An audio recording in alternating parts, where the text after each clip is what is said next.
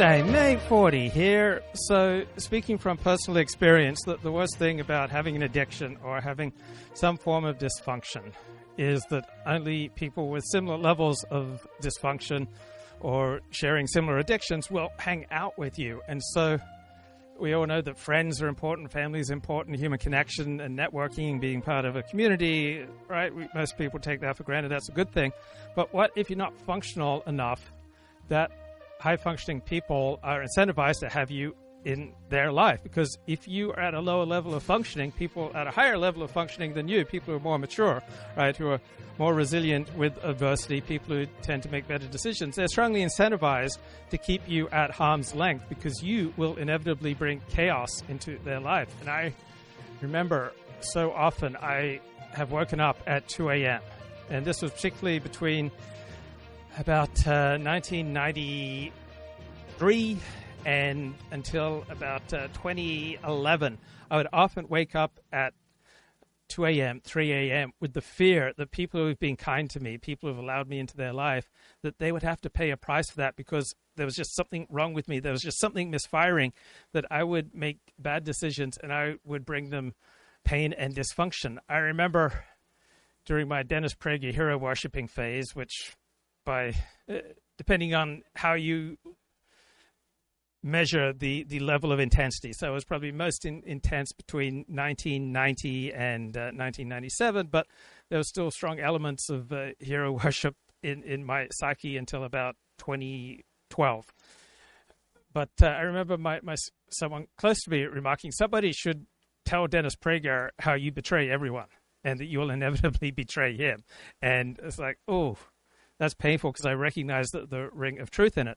But I was chronically ill from age 22 until about 27, from the years 1988 to 1994, doctors called it chronic fatigue syndrome. But the important thing is that I was so miserable, so depressed, so hopeless that I felt like I needed to latch on to something to keep going.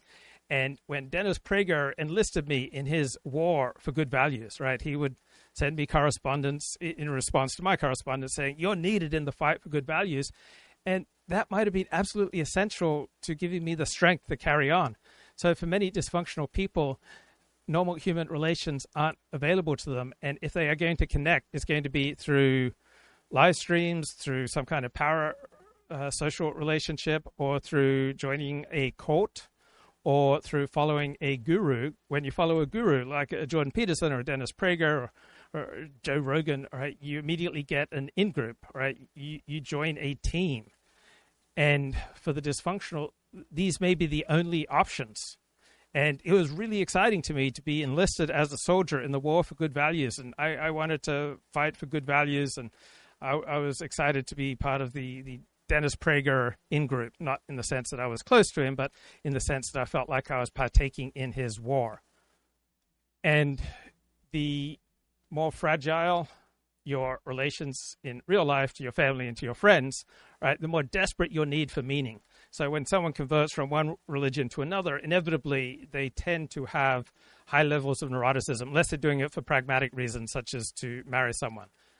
But normally only people who are highly neurotic, meaning people like me who love spending a lot of time in their negative emotions, are going to make such a dramatic change from one religion to another. And that makes people like me fairly unstable. And my father would remark that I changed my mind more than anyone he knew. And one way that I understand my life is that of an intellectual gigolo, right? I seem to fall in love with every comely new idea that comes along, but ultimately not necessarily stay loyal to any. Okay, remember Liberation Day? I think we can all remember where we were on Liberation Day. And the overwhelming elite consensus was that this was a disaster, that Trump's tariffs were a disaster. And the elite of the elite pointed out that Donald Trump is not in charge. The bond market is in charge. The bond market is the 800-pound gorilla in this conversation. And the bond market is what has forced Donald Trump to keep backing down on his threats of enormous tariffs. And that was the elite wisdom. So even when I talk to my mates in Australia, they will bring this up, that yes, Trump's tariffs are a disaster, but the bond market will force Trump's hand to back down on the tariffs. Then about 6 days into the conversation on Trump's tariffs after Liberation Day, we started getting more and more reports about how much money Trump's tariffs were raising for the federal government. And then we got an independent inspector general report or a congressional analysis that Trump's tariffs were going to bring in about $3 trillion over the course of a decade. And then the latest report was this number was up to over $4 trillion, essentially making up for the lost revenue in the big, beautiful bill. And now, apparently, the bond market has been spooked because an appeals court ruled that Trump's tariffs are illegal. And I'm not a lawyer. I don't have expertise in this or really in any area. On the face of it, seems to be a pretty good case to be made that Trump's tariffs are illegal. And then after Trump did all these apparently dazzling trade deals with the European Union and with Japan and with many other countries, with England, these could all be invalidated if the U.S. Supreme Court rules Trump's tariffs as illegal. Trump is seizing on emergency powers to negotiate all these trade deals, and now the bond market is somewhat spooked by the possibility that Trump's tariffs will be overruled. Here's the All-In podcast. We've got lots to talk about in terms of the economy. And first story here, Trump's tariffs got overturned in court. Federal appeals court ruled 7-4 that Trump exceeded his authority when it comes to the Emergency Economic Powers Act. Okay, we'll get into the details here. So early on in the second Trump administration, I was emailing with philosopher Stephen Turner, and he recommended Clinton Rossiter's 1948 book, Constitutional Dictatorship, as the best book to understand the current moment. And this book, Constitutional Dictatorship, reveals that American presidents such as FDR have often seized all sorts of powers that were not legally directly allocated to them, but they would seize on these powers in the name of an emergency, and they would overwhelmingly tend to get their way. And people on the left were fine with this as long as these powers were used in directions that they liked. When I feel that much of the left's outrage about Trump's abuse of emergency powers is that now the use of emergency powers is being used against their hero system rather than in furtherance of their hero system. Historically, Congress was in charge of tariffs, but under an emergency, a national emergency, the president can get involved with tariffs, and they cited the 47th administration fentanyl crisis at the borders, Mexico, Canada, China, et cetera, and the trade deficits. Well, the White House got sued by a group representing small businesses. In May, two federal courts ruled that he wrongfully invoked the IEEPA, and the White House appealed that. They've now lost, and Trump's tariffs will remain in effect until October 14th, allowing the Supreme Court to appeal this. These tariffs have been tremendously unpopular in the business sector. I think maybe 70, 80% of business leaders in a recent survey, Sachs said that they're not crazy about them. But they have, on the other side, generated over $150 billion in revenue in a couple of short months. So they could generate trillions of dollars in the next decade, according to estimates. I guess the question I have for you, Sachs, is you guys are moving at the White House there in this administration, the executive branch, at startup speed. Moving fast and break things is something we talk about doing in our industry. And is this just... So the conventional wisdom is that the Reagan administration utterly failed in its attempt to cut back on the size of government. But the Reagan administration did cut the size of the federal government as a percentage of the GDP by 1 full percentage point. That's quite substantial. It's quite difficult to cut federal benefits once people get used to receiving them. And then I was just looking at the Wall Street Journal, and it noted that the Trump administration plans to reduce the number of federal workers from the 2.4 million number mark in January 2025 before Trump took office down to 2.1 million. Most of these reductions will come from voluntary resignations, but laying off 300,000 federal government workers, that's a substantial cut. And now I'm looking at the Washington Post. Global investors now see President Donald Trump's historic tariffs, which spooked financial markets when they debuted in April. Now they are seen as a key pillar in Washington's finances. All right, you didn't hear this from elites on Liberation Day. Right, so we have had this enormous change of heart that's allowed the United States to avoid the worst midst of this week's sell-off in the government bond market. Right, an absolute whiplash in elite opinion and in the bond market with regard to Trump's tariffs. The natural extension of that, the president is doing a lot of aggressive things, and sometimes they're going to be allowed, sometimes they're not. What's your take? Well, I'm not concerned about the fate of tariffs at the Supreme Court, even though it's probably a coin flip whether the Supreme Court's going to allow the tariffs under IEEPA. But there are 5 different laws under which the president has the authority to impose these tariffs. So there's a chart here that we can throw up on the screen. There's Section 232, there's Section 201, Section 301, Section 122, Section 338.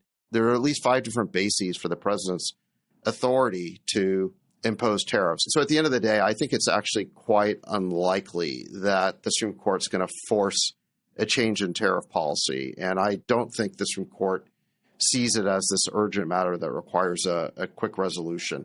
So I'm not particularly worried about it. In terms of the popularity of the tariffs, my guess is that they're not going to be reversed in the future by a future president, because I think they actually are quite popular with the country, with workers. Among the business elite, it's more mixed, I'll grant you that.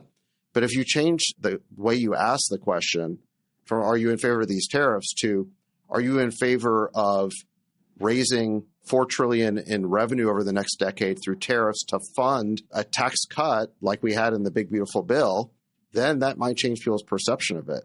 So that's really the question is how do you want to raise revenue for the government? And between Big Beautiful Bill and the tariffs, what you see is a substitution from taxing Americans to taxing foreign companies, unless those foreign companies then make a big impact. So economists after Liberation Day said that these tariffs will inevitably be borne by the American people, by the consumers. But then there was a rejoinder by Trump economics advisor Stephen Moran, who's now been nominated to the Federal Reserve, that consumers have a lot more flexibility in what they choose to purchase than companies that have invested millions and billions of dollars in manufacturing plants. And that does make sense to me. Consumers can quite easily switch from one product to another. But if you've invested $100 million in a manufacturing plant, not so easy to make such a dramatic shift. Investment in America. So look, there's no great way to extract revenue from the private sector. All taxation is unfortunate and undesirable, and it'd be better if we didn't have to tax so much. But the reality is, I think that if you have a choice between taxing American people or imposing tariffs, I think tariffs may be the better way to do it. And I just want to note that the CBO has now increased their projection of what tariffs will raise to $4 trillion over the next decade. So $400 billion a year. It's pretty significant. Right. And initially it started as a lower number, and it completely pays for the one big beautiful bill. Chamath, here's the chart. Trump's tariffs were meant to help manufacturers. Do manufacturing firms think they're helping? Has your business been impacted by higher tariffs this year? And here, negative impact, 72% of manufacturers, 3.7% think it helped, and 17% said no impact. 7% don't know yet. Your thoughts on tariffs? They're obviously unpopular with people in retail manufacturing and those businesses. But as Axe points out, hey, maybe the American people like them and they like the idea of a new revenue stream. What are your thoughts, Shema? I think that the tariffs on balance are a pretty smart masterstroke of strategy. I think that we did not understand what the impact of tariffs would be, except for hypothetical econ wonk talk. And so that hypothetical econ wonk talk basically said that tariffs were always going to be a disaster. And if you ask them, well, what is the actual practical data that you would point to? They didn't have any. It was just more hypotheses. But what is the practical data now? I think that the United States is going to book probably close to $500 billion of incremental revenue. It's actually forced a stabilization in the dollar, which I think that people were always very concerned with. What's going to happen to the dollar complex? Everybody always screams like their hair is on fire. But the dollar complex has stabilized, I think, because of tariffs. So there's been some real positives. And what Sachs says is right, which is whoever is president over the next, 5, 10, 15, 20, 30 years, there'll be some Democrats, there'll be some Republicans. It's going to be very hard to justify why you would undo this now, because this source of revenue is going to be. So I like to listen to audiobooks all night because my mind's a dangerous neighborhood that I don't want to enter alone.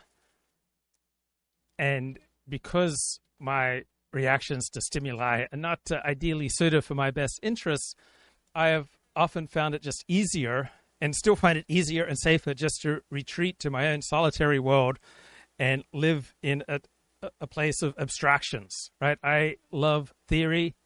I love ideas. I love reading books. And human relations, they're so messy. And they inevitably contain feelings of betrayal, right? You can never form any bond with anyone without inevitably both parties at different times, or maybe at the same time, feeling betrayed, because other people are ultimately unknowable, just as we're even unknowable to ourselves, and people will not always respond as we would have expected. And when their response differs dramatically from what we expect, we feel that as betrayal. And so human relations always contain painful elements of betrayal. They're messy. They always have to be negotiated. And pretty much with the exception of family, they have to be kept up, right? You have to care and maintain your friendships or they wither on the vine. And so in the face of all that messiness and complexity and pain, I have way too often just retreated toward abstraction and solitude. And then you can't live without connection. So I will connect with these abstract theories and ideas, and then I'll treat everyone as fodder for my pet idea of the moment, whatever the one great moral, beautiful theory that I am in love with at the moment. I then try to share that with everyone in my life and drive them crazy. And I noticed that my father would do the same thing. My father had far more followers than friends. Yeah, he had a few friends, but what came naturally to my father was to develop followers, because he didn't have to have as much messy negotiation and vulnerability when he amassed followers as opposed to friends. So my father was a theologian, he was an academic, but he was also a Christian evangelist. And he would get much of his sense of worth from saving souls, winning people to Jesus, saving their life by sharing with them the good news of the gospel. And I would notice when he'd get together with other Christian evangelists, they would all talk about the number of people that they had baptized. That was the key metric. And if you don't have a normal level of human relations in your life, you're very likely to be in love with various metrics, whether it's your bank account or whatever metric, your view count, your followers, the number of social media metrics that you think show that you're awesome, whatever it is. If you can't connect normally with other people, you've got to connect with something. And one thing you'll connect with is abstract theories or with metrics. And I notice also with particularly people who move from secular Jewish identity to Orthodox Judaism, they then treat every Jew in their life as fodder for halakha, fodder for Torah, and other people who are particularly enamored with a political approach to life or an environmental hero system, they will treat everyone as fodder for their particular hero system. And I have an allergy to this because this is what I've done over the course of my life. So often I've treated other people as fodder for my pet cause. And it's not ideal, all right? It's the mark of a losing approach to life. And I was just reflecting last Sunday after the discussion with Kemedov. So Kemedov is more religious than I am. He seems to be more faithful to traditional Orthodox Judaism. I'm sure he's more learned in traditional Orthodox Judaism than I am. And in every in-group, there will be people who are more pure, more devoted, and people who are less pure and less devoted. And those who are more pure, more devoted, and more learned will usually be able to intimidate those who are less pure. And so Kemedov issued some challenges and finally said, I'm giving up. This is heresy. This is terrible. And maybe I got triggered by that. And I started listening to a whole bunch of Marc Shapiro lectures because he is a scholar of modern Jewish thought. He's a modern Orthodox rabbi, though he's not a congregational rabbi. He doesn't work as a rabbi, though he has served in that capacity in the past. And he was talking about one of his great books, Changing the Immutable. And he talks about Judaism's instrumental relationship with the truth. And I just thought another way of reframing that is that instead of optimizing for abstract philosophical qualities of truth, that Judaism instead optimizes for the relationship, right, between Jews and God, between Jews and the tradition, between Jews and Torah. And so when you condemn people for failing in one metric, say not sufficiently optimizing for truth, maybe you then need to recognize what are they optimizing for instead. So, for example, Mike Benz, I may ding him a time or two for not optimizing for truth, but he comes from a legal background. Lawyers do not tend to optimize for truth. Lawyers tend to optimize for real-world results. And so Mike Benz has been incredibly effective at optimizing for real-world activism that has attracted the support and the recognition from very powerful people. And so too with Judaism, when it doesn't worship and optimize for abstract levels of truth in a Kantian philosophical manner, that is because it's optimizing for something else. And so I notice that in a lot of elite discourse that the optimizing goes for certain abstract theories over the messy reality of, say, improving the dignity of our fellow American citizens and improving their prospects. So there's a pretty solid book from 2023 by Robert Lighthizer, who served as Donald Trump's trade rep in Trump's first term. And his book is No Trade is Free, Changing Course, Taking on China and Helping America's Workers. And he talks here about his opponents in the free trade debate. He notes that some cite efficiency as a rationale for free trade. Now, when you cite efficiency, you're optimizing for a certain abstract mathematical model. So for adherents of this faith, and it is a faith, why should you optimize for this particular abstract mathematical model over other considerations, right? For adherents of this faith, the sole objective of trade policy is market efficiency. Lower tariffs and non-tariff barriers reduce the cost of producing and distributing goods and services. That makes society as a whole better off. That's the argument. Now, there are advantages to lower prices when considering Americans as consumers. Problem is that adherents of this view seldom consider how this single-minded pursuit of this abstract model of mathematical efficiency affects the men and women who do the producing of goods. So, for those who prefer an abstract model of economic efficiency as the ultimate standard for how we should conduct trade policy, right? The downside of free trade for American producers is not evidence against their approach. It's just an unfortunate but necessary side effect, because free trade is always taken as a given, not as an approach to be questioned. So rather than envisioning the type of society desired, and then in the light of that conception of the common good, and then fashioning a trade policy to fit that vision, economists tend to do the opposite. They start from the proposition that free trade should reign, and then argue that society and people should adapt to this abstract mathematical model, right? So why do economists venerate free trade? Because they can model it. They can create differential mathematical equations. Anything that you can't model in a differential mathematical equation is effectively outside of mainstream economics. It'd be an incredibly important one. Well, and also, it's not just the fact that the revenue is very important. You raise a great point, which is the U.S. government's going to become dependent on that revenue, but also just workers. I think the tariffs are very popular with blue-collar workers. Well, certainly the auto workers really like. Well, I support Gavin Newsom for president. You got to be kidding me. On the other hand, I don't think Gavin Newsom is the buffoon and the easy target that Fox News paints him as. He is not entirely woke. He has run real businesses. He is sometimes independent from the Democratic Party line. He has hosted many of the leading figures of the American right, such as Steve Bannon and Charlie Kirk, on his podcast. I don't think he's just been an absolute disaster as a governor of California. I think there are certainly many problems that can be traced to him or that he shares some responsibility for. I give him credit for being the first governor to institute a lockdown with respect to COVID, but I'm a big J.D. Vance fan. I wouldn't vote for a Democrat under any conceivable option, because when it comes to, for example, punishing violent criminals, across the board, Republicans support far tougher penalties against violent criminals than Democrats. Well, here's what I was going to. The pie chart that you showed is not accurate.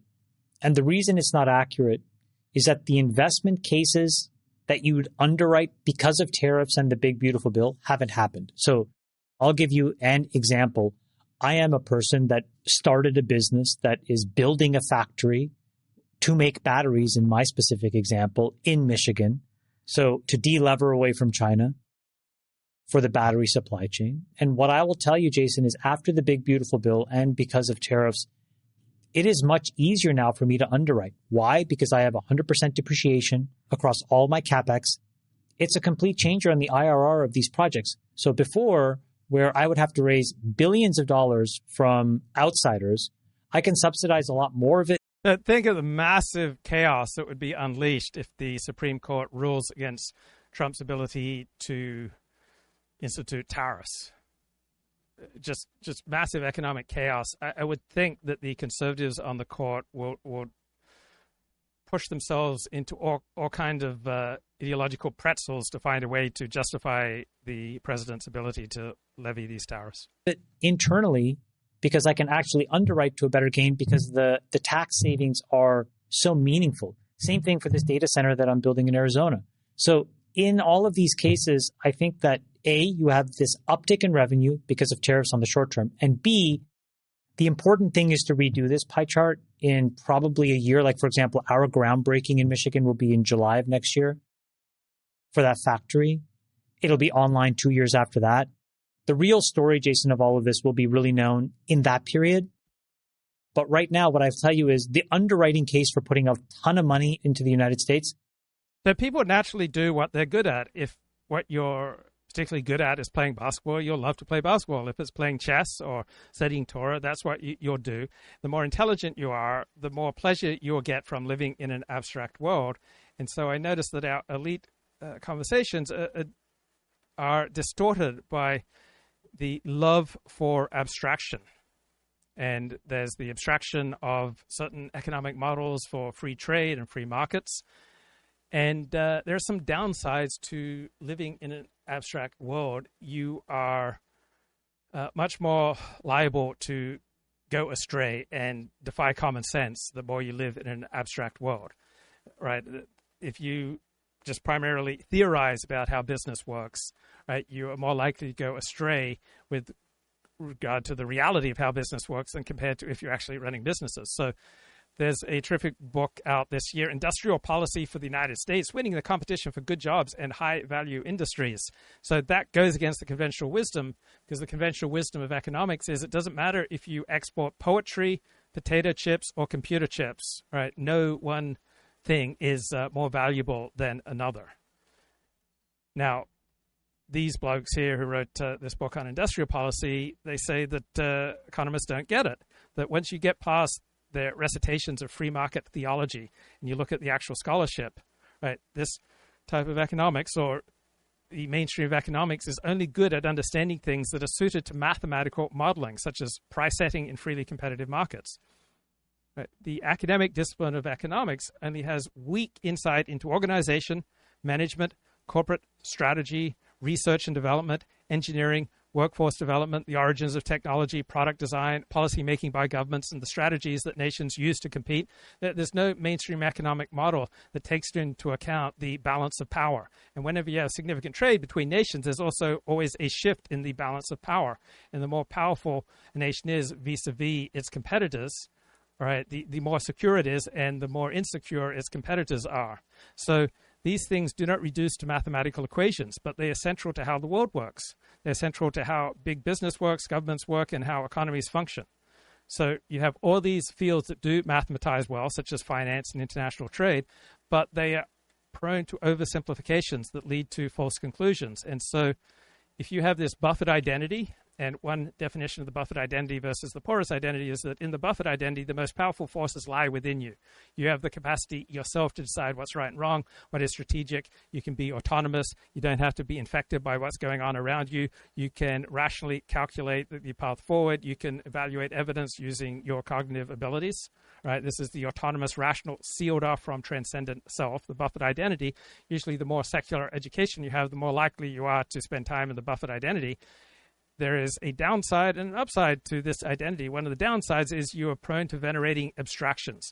So whether you're worshiping free trade, free markets, these abstract forms of efficiency, whether this becomes a dogma within your perspective, right, this will be attractive, right? These abstractions will be attractive to those with the buffered identity because they are tidy, they are elegant, they seem neutral, they seem scientific and rational and mathematizable. They feel objective and therefore beyond petty partisan personal dispute.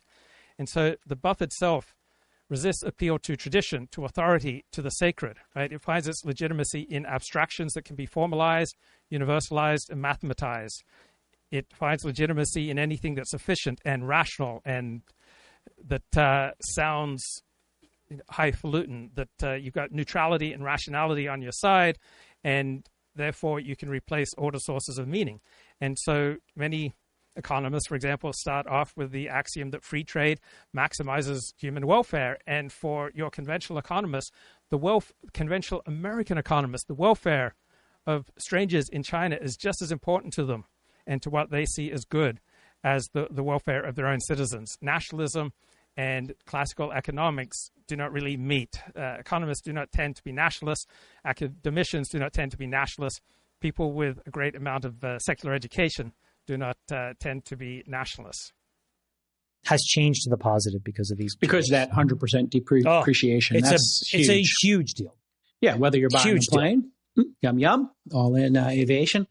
Freeberg, here's your poly market. Will tariffs generate greater than $250 billion? It's peaked at like 30%. It's come back down to 5%. Most people are betting, so this could be a case of free money if people want to go get it on poly market, because it has a pretty good chance of hitting that. But well, the number I said. So the educated and those with this buffered identity, they love everything that can be modeled mathematically, right? The buffered identity feels secure when reality is reduced to equations, when things can be captured by supposedly neutral numbers, right? And everything else like culture, technology, community, resilience, right, gets marginalized. So mainstream economics tends to minimize or ignore the messier domains such as corporate strategy, research development, workforce development, the growth in certain forms of technology, because these things do not fit neatly into mathematical models, so they fall outside their sacred circle of the scientific. But in practice, this is exactly what determines whether or not a society thrives. So the buffered identity far more likely to worship abstractions such as free trade and efficiency. And university professors tend to live a great deal in their buffered identity. So Marc Shapiro is a professor of modern Jewish thought at a Jesuit university. He's a modern Orthodox Jew, and he's the author of this 2015 book, Changing the Immutable, How Orthodox Judaism Rewrites Its History. And it's a fascinating book, and you may think, oh, this is outrageous, right? Where's the dedication to truth? And that is disturbing. On the other hand, there is a dedication to relationship. There's a dedication to other values aside from abstract notions of truth. And if you live your life optimizing for truth in your personal relations, you won't have any. There's a time and a place where public discussions should, as much as possible, optimize for truth, but not necessarily private discussions. Talmud says that if you repeat something in someone else's name, it's like you bring redemption to the world. This is based on the fact that Esther repeated, saving Achashverosh's life, she repeated it in the name of Mordechai. And this led to the Jews being saved. The Talmud further states that if you repeat words of Torah in the name of a dead scholar, it says that his lips move in the grave. Citing this passage, that if you repeat something in the name of another scholar, you bring redemption to the world, the 16th century scholar of Levi ibn Habib said that we can conclude from this the reverse is also true, that it's a terrible thing not to cite one source, that is to plagiarize. And in fact, in Tractate Kala is one of these minor tractates. And it's not really a Talmudic tractate, it's like a post-Talmudic tractate. But it still has authority. In Tractate Kala, it says that if you falsely attribute a statement to a great sage, you cause the divine presence to depart from Israel. Now, nothing is unexpected here. These are the sorts of sayings that you would expect in the Talmud. And there are other sayings that speak about the importance of proper attribution and truth in general. So, for instance, Tractate Avot, Pirkei Avot, Ethics of the Fathers, states... No, it's a beautiful thing to attribute an insight or a quote to somebody. But Dennis Prague would often use that Talmudic maxim, if you quote someone correctly, you bring redemption to the world. But it can also become performative. You can attribute something to someone incorrectly. It can become bulky in conversation. It gets in the way of a easily flowing discourse. So every good thing can be overdone. The world stands on three things: on justice, on truth, and on peace.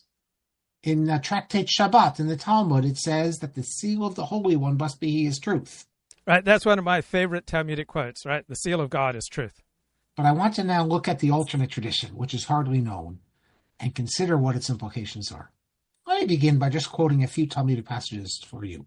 And it's interesting that although in modern Orthodox literature, they have lots of problems with these passages and try to come up with explanations, if you read the Art Scroll, they just include these. So the modern Orthodox, as opposed to the traditional Orthodox, tend to have secular university educations. They tend much more to work in secular professions such as dentistry, law, medicine, and secular professions have ethics codes. So modern Orthodox Jews, by and large, lead lives that 6 days a week are pretty much indistinguishable from those around them, just that they take the Sabbath off and certain Jewish holidays off. Is very clearly, as if it's not a problem.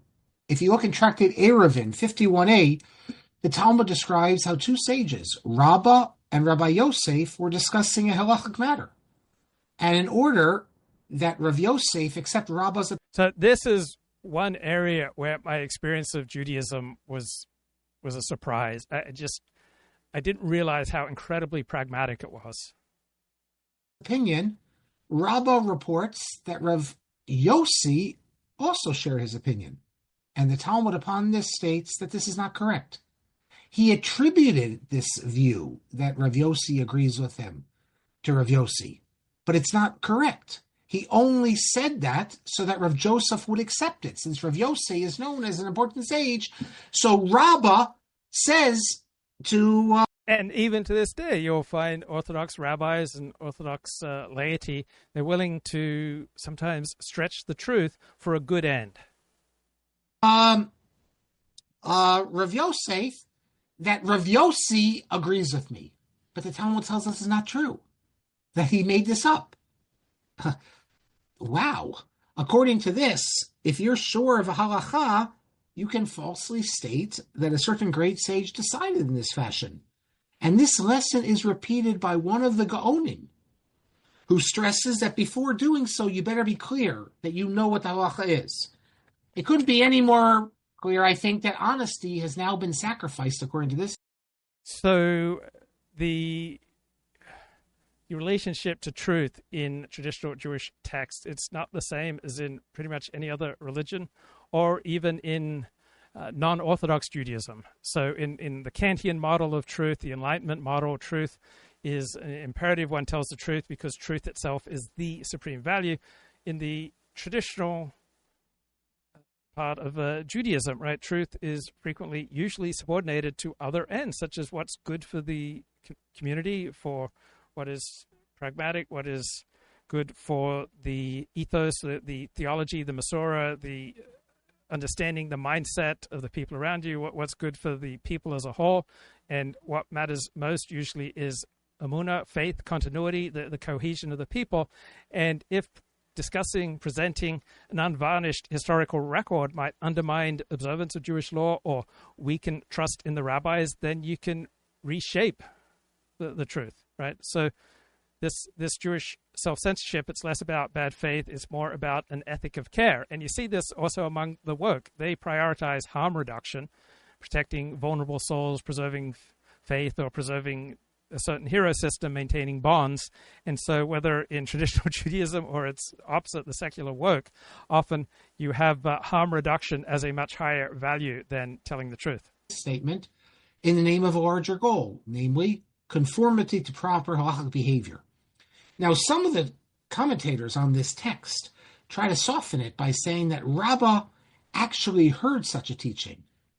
The falsehood is only in the attribution, but not that Rabbah invented it. So it's very tempting to lie for a good cause, but particularly in this day and age where information is so easily available, usually ends up backfiring. So think about all the politicians who lied on behalf of the COVID vaccine in overstating its benefits, how it would end transmission of COVID, right? They lost credibility, and the public health domain lost credibility because of the noble lies told on behalf of the COVID vaccine, which I take. I get the booster shots. I love vaccines approved for use in the United States. But even when you have something that's good and true and beautiful, all right, if you lie on its behalf and exaggerate its benefits, that will usually come to diminish your cause. Teaching. So you have two ways of reading this. Either Rabbah, this was Rabbah's teaching, and he attributed it falsely to Rabbi Yossi, or he had actually heard this teaching in the name of another rabbi, or just as a tradition, and the falsehood is only in the attribution. But either way, truthfulness has been sacrificed for a larger goal. We find another example in Tractate Shabbat 114b to 115a, where Rabbah. And much of our public discussion about crime also sacrifices truth for a nobler goal. I was watching a British TV show, Professor T, and in the first season, second episode, he argues that there's no criminal DNA, right? That it's not genetics that drive people to commit crime, but there are some indicators that there might be some genetic predispositions that make people more likely to commit crime. For example, men are far more likely to commit violent crime than women, and that's been true in pretty much every society. I was watching a British TV show about a series of trauma hospitals in London, and it's quite a good show. It's called Critical Between Life and Death. And there's this very nice lady Asian doctor in it who suffered terribly. She was in a terrible car accident. And she says this nice sounding thing that's just not true. She says trauma does not discriminate. And simply not true, right? Trauma does discriminate. Men far more likely to be perpetrators and victims of violence. African Americans are far more likely to be victims or perpetrators of violence. Rates of injury, violent victimization vary sharply across groups, right? And so trauma absolutely discriminates. And right now, the most discussed topic on the right that I notice on the platform X is this horrible criminal act of we have this woman Ukrainian refugee who fled to this country and then was just brutally, horribly attacked. And the disproportionate focus on this from an enlightened perspective. You shouldn't talk about this because it could produce tension, right? There's this desire that we be very careful about what we talk about because it might cause stereotyping. It might cause people to think less of certain groups. It might produce communal instability, and so in the name of harm reduction, we shouldn't say these things. So we have this guy, DeCarlos Brown, right? Ukrainian refugee woman, beautiful woman, gets on a bus. He's sitting behind her, and he just brutally murders her with a knife, right? She's just randomly murdered by a thug with a long, violent criminal history for which he served minimal jail time, right? So don't be afraid to stereotype. Better to be called racist and keep your life than roll into a situation like this. And then the next post says, maybe the most important thing you learn by attending public school is that we are all at the mercy of the bottom quintile, meaning the bottom 20%. The rules you follow in life will be based on the behavior of the bottom quintile. Taxes you pay are largely to support the bottom quintile. The greatest risk to your life and to your property will come from the bottom quintile. The dearth of comfortable public spaces is because you have to allow the bottom quintile to be there. Our zoning laws are developed for the fear of the bottom quintile. Probably best to learn and accept this early. And there's a great deal of truth to this, right? Public safety risks do come from the lower socioeconomic groups. Public space quality is destroyed by the presence of these people. Public schools are destroyed by the presence of the disruptive and the unintelligent, right? So much of public space in the United States is destroyed by this bottom 20% of our population. Does the same thing. It's talking about there on Yom Kippur, what actions, if Yom Kippur falls out on Shabbat, what can you do in order to have food ready when the fast is over? And they determine that it's only after the time of Mincha, you can prepare the food. Normally you don't prepare until after Shabbat. But the Talmud tells us that Rabbah's household, they started doing it, preparing things before the proper time. And Rabbah said to them that he received a letter from the west, that is from the land of Israel, in Rabbi Yochanan's name, that this is forbidden. And Rashi explains there that this is not true. He never received such a letter. But he wanted his family to accept his ruling, and they weren't paying so much attention to him. As the New Testament says, there is no prophet in one's own town. That's actually found in many rabbinic sources, but it's actually a New Testament text. Ein Navi Be'iro. So they weren't listening to Daddy, so he said, Rabbi Yochanan also said this. False statement.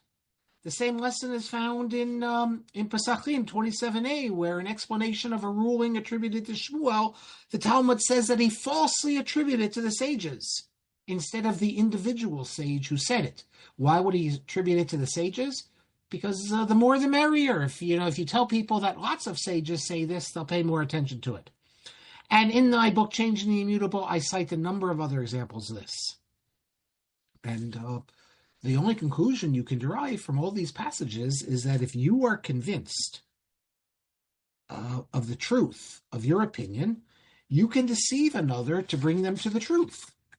I hope I don't do that on this show, but that does seem to be a prevalent tactic, not just in Orthodox Judaism, but also among its opposite, the woke.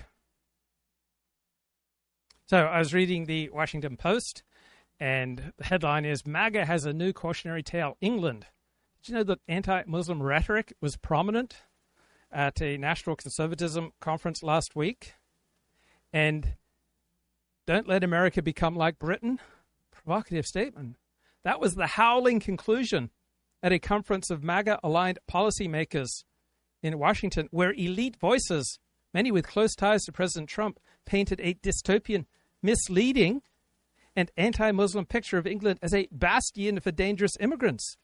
Did you realize, mate, how many of our elite voices are out there just howling against Islamic immigration?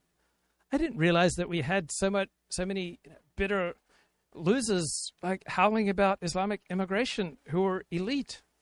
Like, why are people not thrilled with increasing Islamic immigration?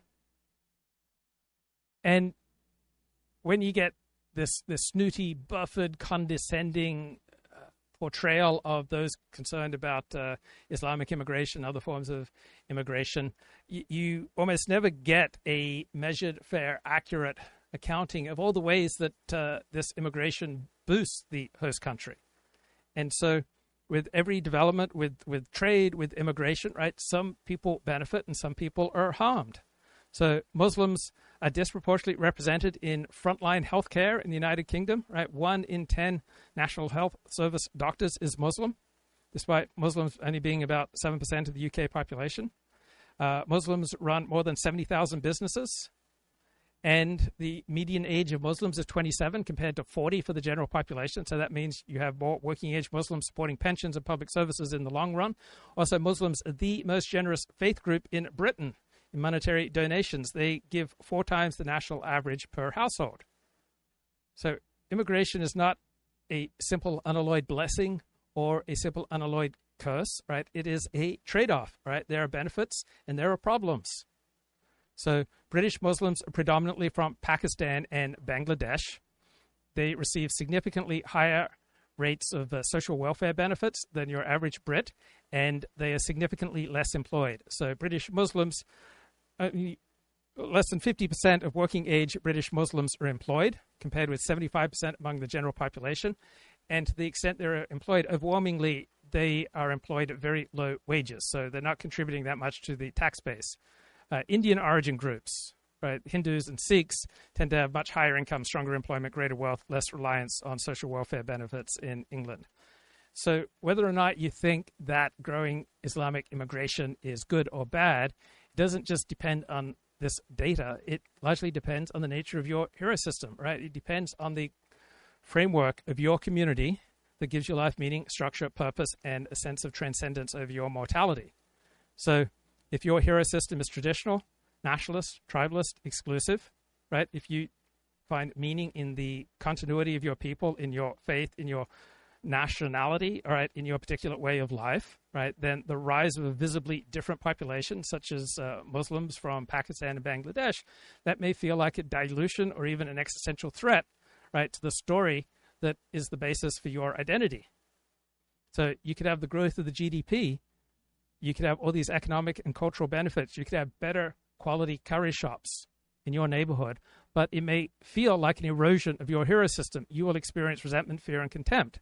Now, if your hero system is all about pluralism, cosmopolitanism, and inclusion, if you find meaning in diversity, global interconnection, universal values, and the evolution of a society in new and exciting ways, right, then this immigration will represent good things. It's renewal. We get new cultural stories. We get new sources of vitality. Right? This is something that you become proud of. If your hero system is pragmatic or material, then you will anchor meaning in productivity, security, and stability statistics. And what gets me is that when I consume the news, whether it's from the Wall Street Journal or the New York Times or the LA Times, it overwhelmingly seems to be fed to me on the basis that Americans share just one hero system. It's the hero system of the media elite.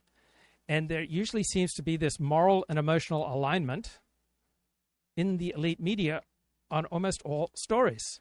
But Americans do not share one hero system. I do not share a hero system with our media elite. And so what is disturbing to our media elite is frequently something that is a source of elation and euphoria and joy to me. And what is disturbing to me is often a source of elation and joy for the media elite. Right? So Americans do not share one hero system. So the Washington Post, New York Times, the BBC, they tend to anchor their news stories in this liberal pluralist hero system where tolerance, diversity, human rights, and democratic institutions that the left controls, these are the greatest things. So within that framework, immigration, multiculturalism, social change, gay rights, trans rights, these are all moral goods. And what threatens these values is regression, is reactionary politics, it's right-wing exclusivism, it's racism. This is all dangerous and it's fringe. So this creates an implicit we, the assumption that the readers and the listeners to the elite news media naturally share this hero system, or at least ought to. But in reality, there are many different dominant hero systems among Americans. So what's going on here? How can we explain that there are great rabbis lying, all in the name of a larger good? And as I said, there's numerous other examples. But whatever happened to basic honesty? I believe what we see in the rabbis, and this is the argument in the book, is that that the rabbis in these texts adopt an approach that is really no different, or at least very similar to what Plato in the Republic refers to as a noble lie. What's a noble lie? It's a lie for a higher purpose. Now, Plato is speaking of lying in order to preserve the temporal order. Sometimes rulers have to lie in order to keep the people in line, to keep stability. It's a paternalistic approach, so that people, for their own benefit. So our public health messaging and much of the COVID conversation was done in a paternalistic manner, and it's hard not to have some of that because the average IQ in America is about 98. So you have to have a message that speaks to the 98 IQ as well as the 128 IQ as well as the 78 IQ. So there's this overwhelming desire to dumb things down. And Trump is really good at talking to the 90 IQ. That's why he gets called the parole whisperer. Bob says, I sat on chewing gum at the airport today. I got stuck to my pants. I spent 5 minutes trying to get rid of it. It's not entirely successful. What is our society coming to? Can we not throw gum in the bin? Absolutely. And it used to be that if you saw someone's kid, right, just sticking gum to a seat or leaving gum on a seat, right, you could smack them around and people would respect that. They'd thank you for educating their kid. But you try smacking around someone's kid today because they left gum on a seat and probably won't end well.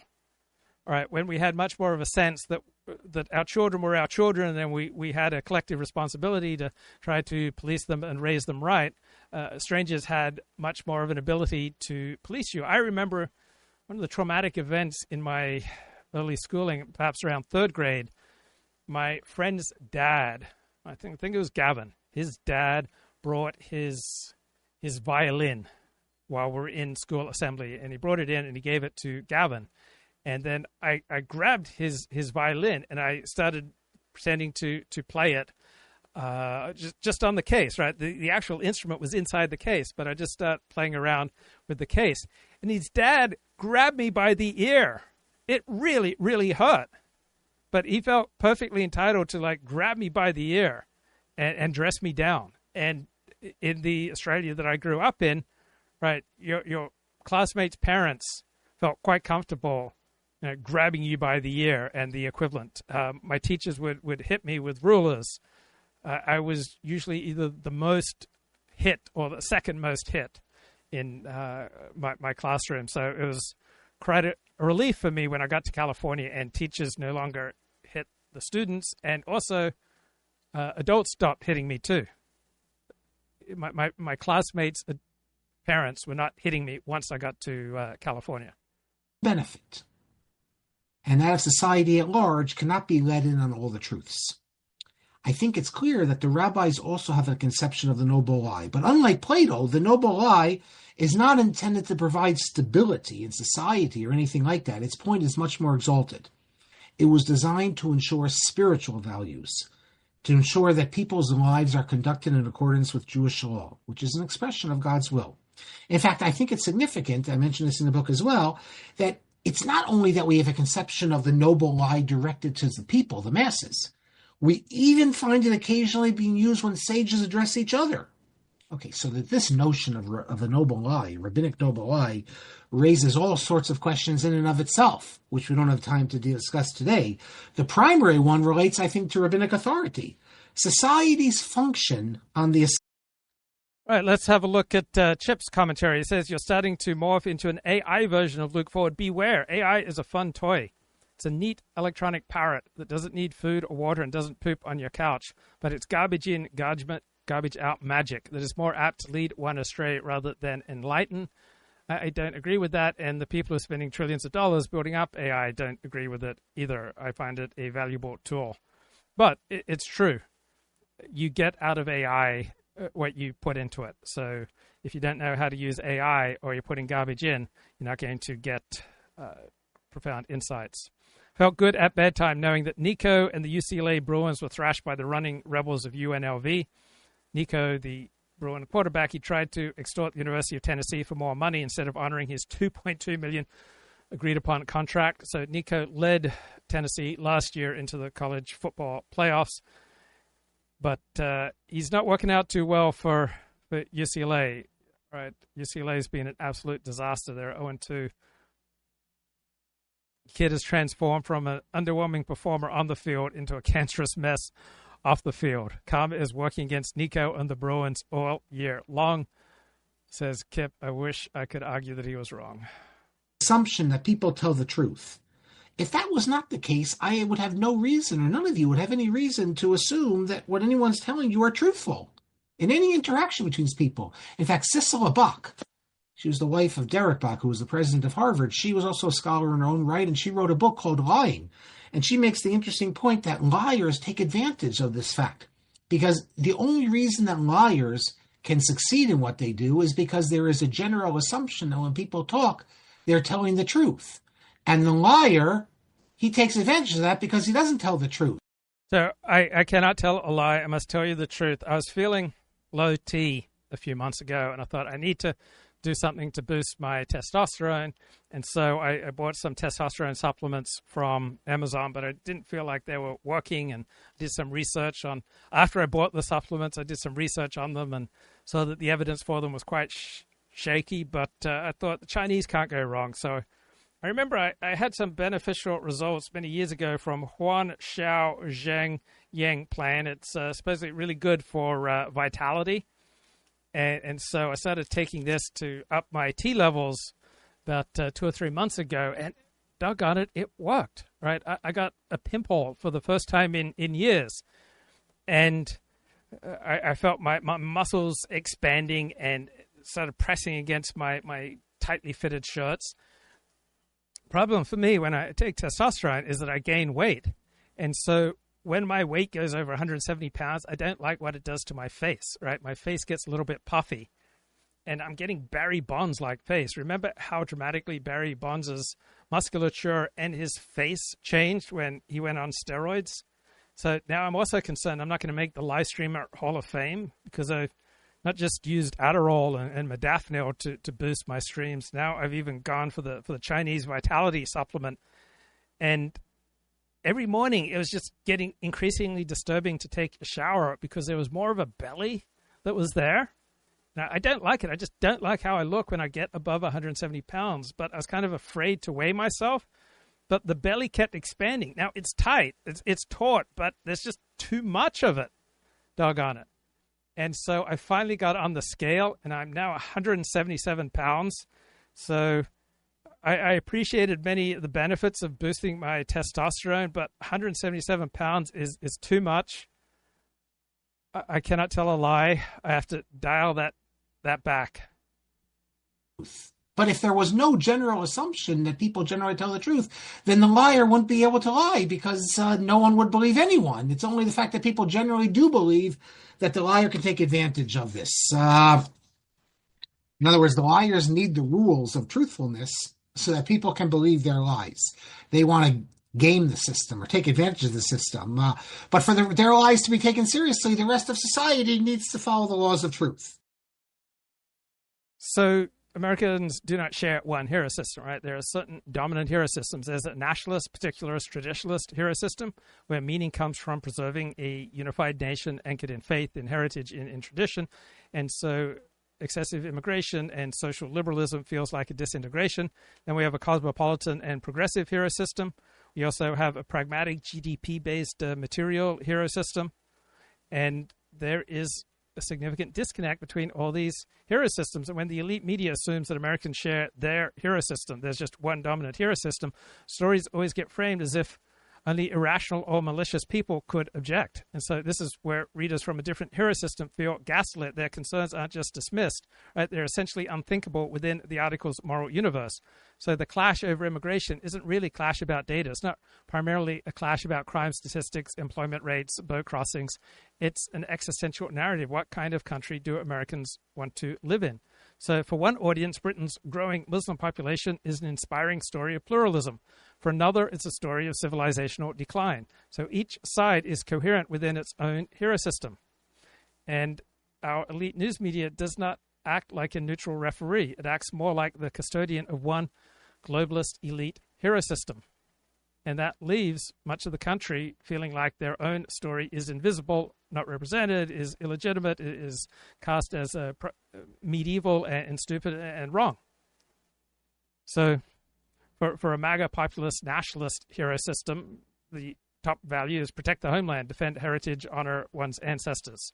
Right? And the transcendent story is that America is a shining city on a hill. It survives and thrives if it remains culturally unified, morally anchored in Christianity, and proud of its traditions.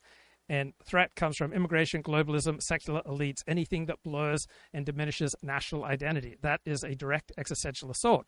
And so the moral emotion in reaction to that is righteous anger, betrayal, and apocalyptic dread. For the liberal elites, for the progressive cosmopolitans, their hero system is all about inclusion, dismantling injustice, embracing diversity, reducing bigotry and racism and ignorance. Their transcendent story is that America is fulfilling its destiny when it protects more and more rights for minorities, that America is on the righteous arc of history leading to more and more dignity for more and more Americans, which is protected and developed by the extension of more and more of an HR state, more and more individual rights for various minorities. And the threat comes from nationalism, from traditionalism, from religious conservatism, from racism, from closed borders. Anything that narrows progressive globalist identity feels like a regression. And so the dominant moral emotion is urgency, moral urgency, pride in progress, and contempt for backwardness. Then you have libertarians, right? They want small government. They want a maximum of individual liberty. They want a minimum of state intrusion, that human flourishing happens when the government steps back. And the major threat is government bureaucracy, overregulation, and nanny state policies and collectivist morality. And the dominant moral emotion among libertarians is skepticism, vigilance, stubborn independence. You have religious conservatives, right, where the hero system is about obeying God's order, safeguarding the sacred, protecting the sacred, living a morally upright life. Eternal salvation is for the faithful. You have social renewal through obedience to God's law. And the threat comes from secular humanism, atheistic communism, moral relativism, sexual liberation.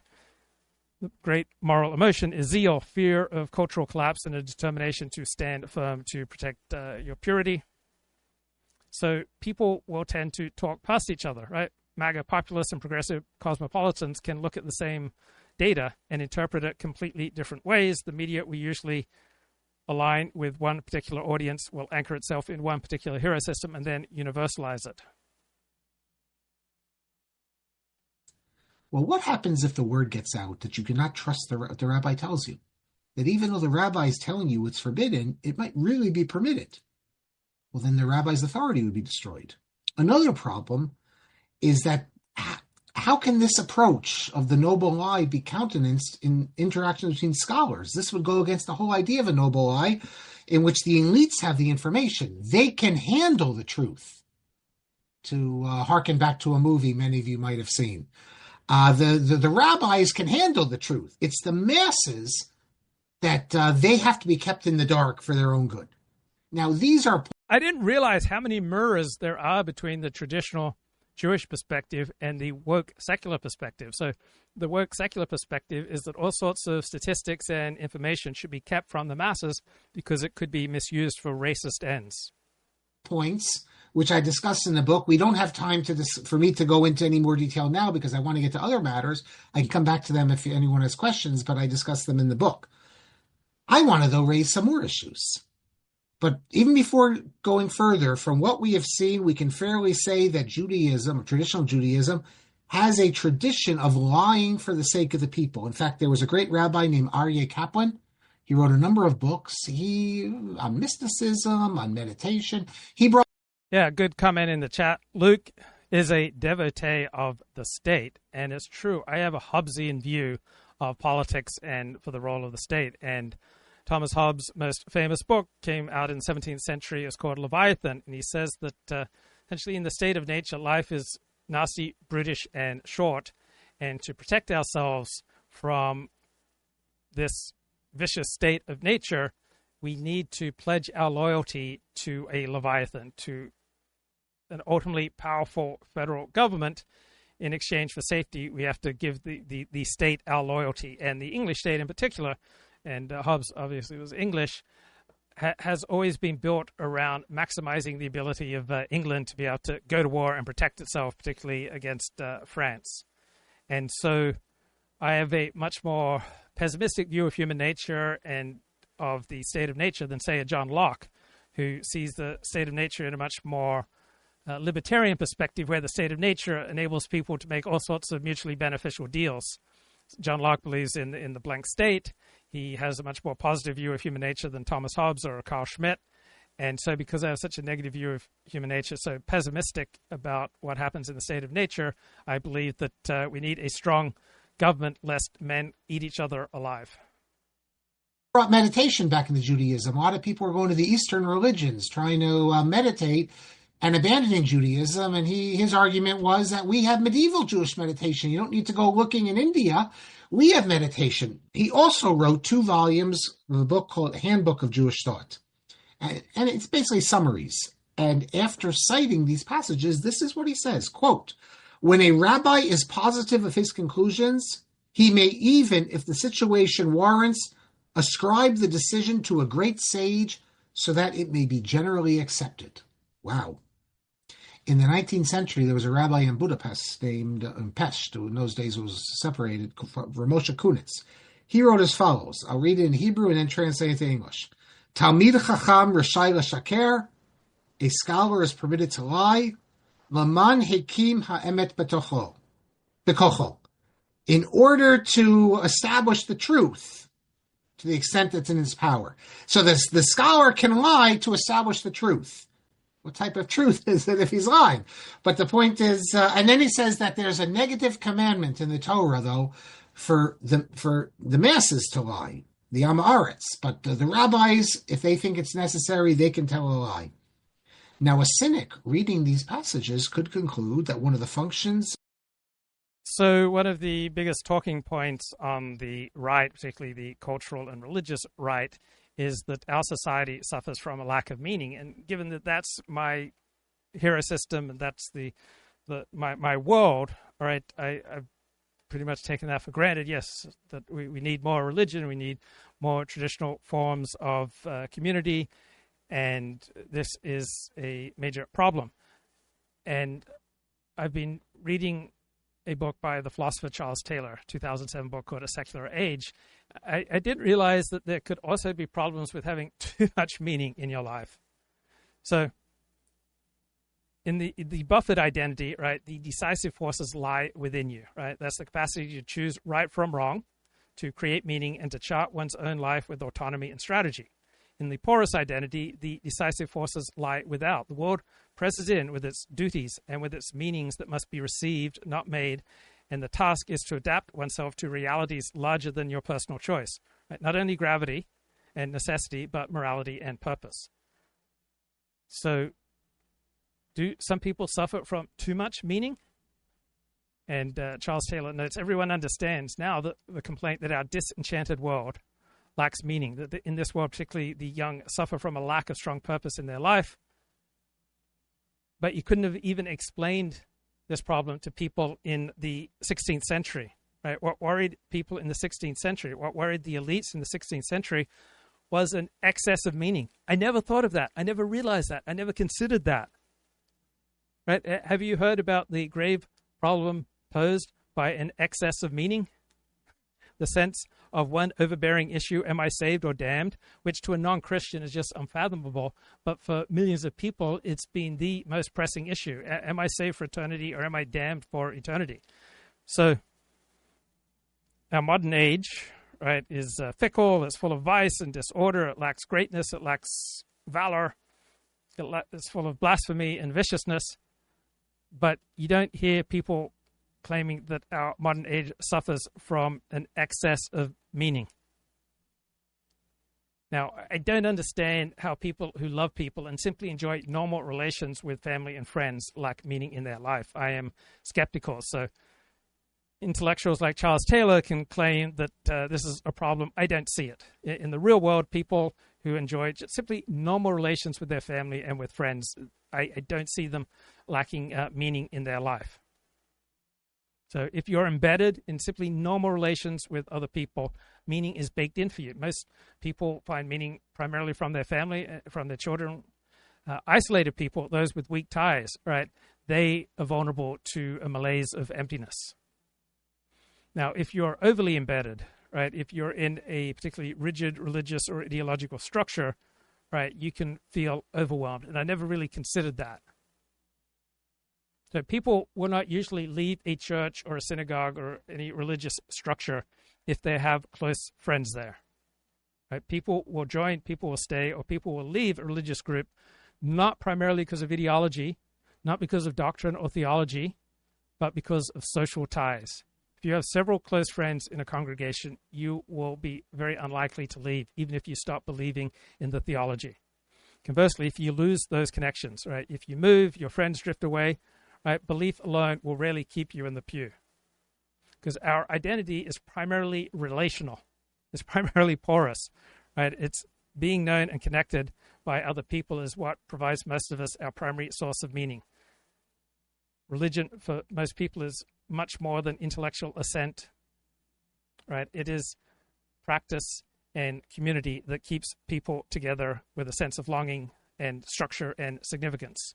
And then to exit a congregation where you're deeply embedded in these powerful friendships will rupture your whole support network, your weddings, funerals, babysitting, meals, shared history.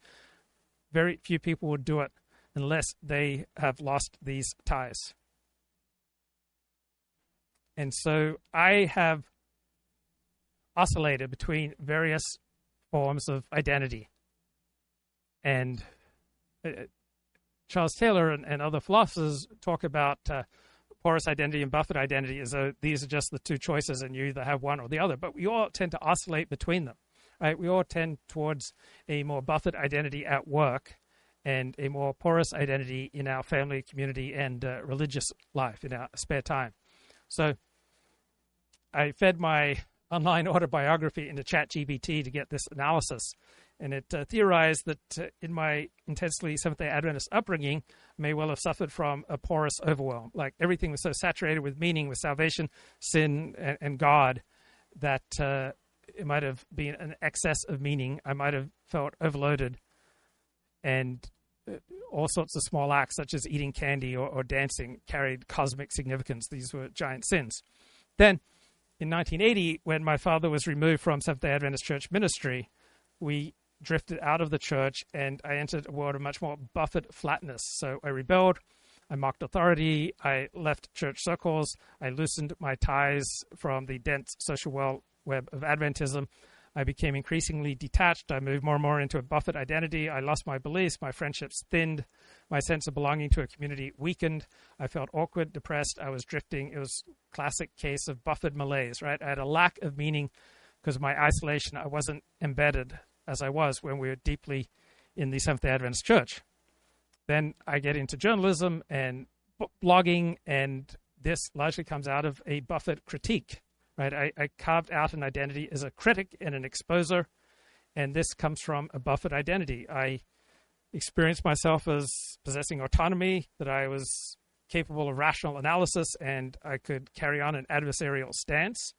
But my weak social base, right, my ostracism cost me valuable friendships and community, and so my sense of meaning oscillated. My buffered critique gave me clarity and sometimes prestige, but my porous longing would often overwhelming me. My porous longing for recognition, for love, for community belonging, pushed me to keep reaching out, often recklessly. So my path towards conversion to Judaism, that was seeking to renew the strong experience of identity, of community that I had as a Seventh-day Adventist. It was a similarly high-intensity religion. Within Judaism, I had ritual, I had rhythm, I had shared meals, a sacred story, and I experienced this surge of porous meaning. I felt like I belonged, I felt anchored, I felt connected to the sacred and the cosmic, right? And I built ties to real people. And I start live streaming, and I have a tiny audience, and I'm socially embedded in my tiny audience, but it's fairly thin. But I do react, and I am changed by chats, by comments, by super chats, by a handful of regulars. It's a form of connection, but it's not deep.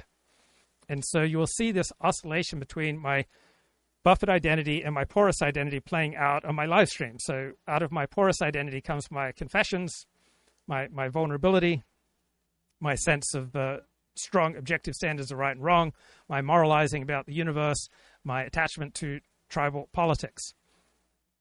But I feel too vulnerable in my porous state, so I usually spend most of my live stream in the buffered state, where I engage in intellectual critique and self-analysis, and I'll have AI review my transcripts, and I'll become much more emotionally distant from what I'm talking about.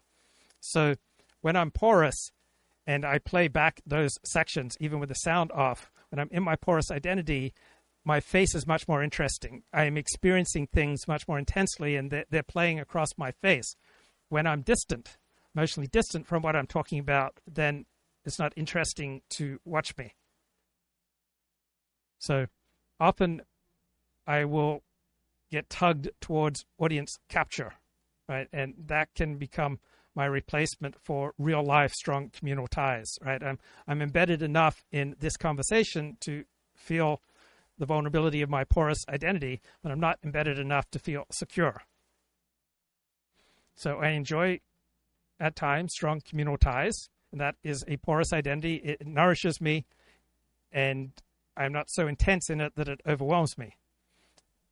By not having 10 out of 10 in-group intense communal ties, right, I am able to slip into my buffered identity, to analyze, to be emotionally distant, and I spend most of my live streams in this emotionally distant place, but that also creates a sense of emptiness inside. So I tend to oscillate in my live stream between vulnerability, emotional connection to what I'm saying, but then that's too scary, so I then leave it for the refuge of the buffered identity.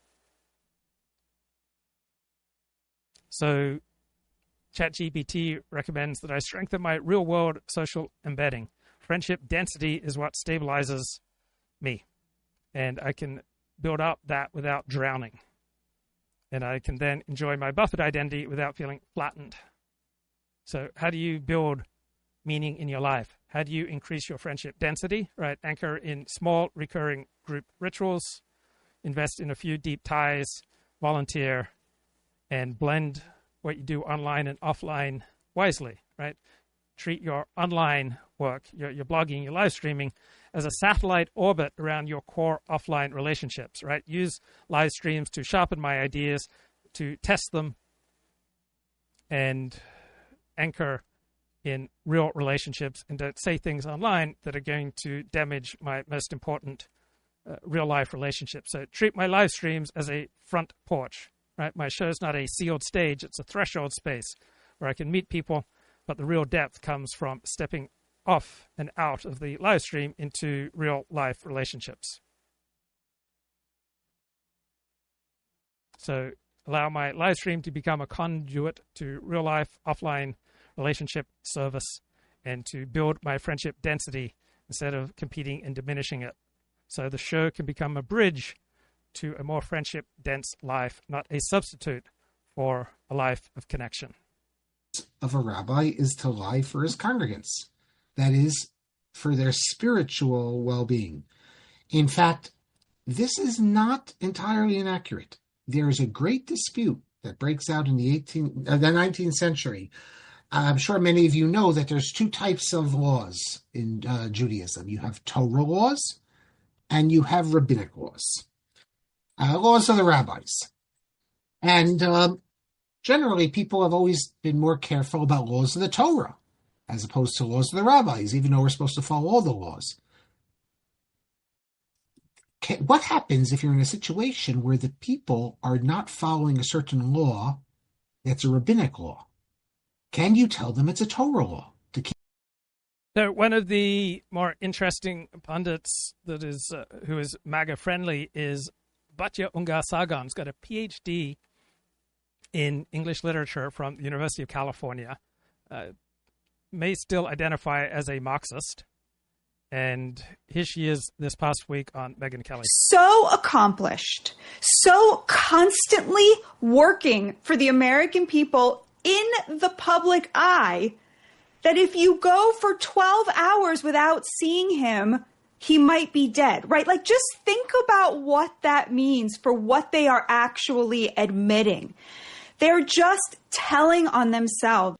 And she is married to, I believe, a professor at the University of California, and she lost much of her social network, her closest relationships, her embedded sense in a community when she started speaking out and increasingly understanding and then pro-Trump manner.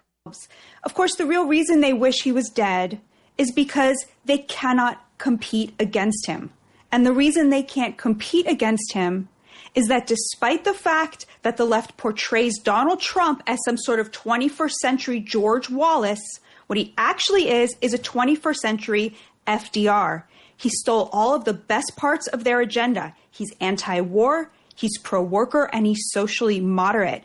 This is the nature of the American people, and they know that they have nothing to offer the American people to convince them to come back to the Democratic Party. And so they are left to simply wish that he dies. I mean, this is such a capitulation, Megyn. This is what defeat looks like.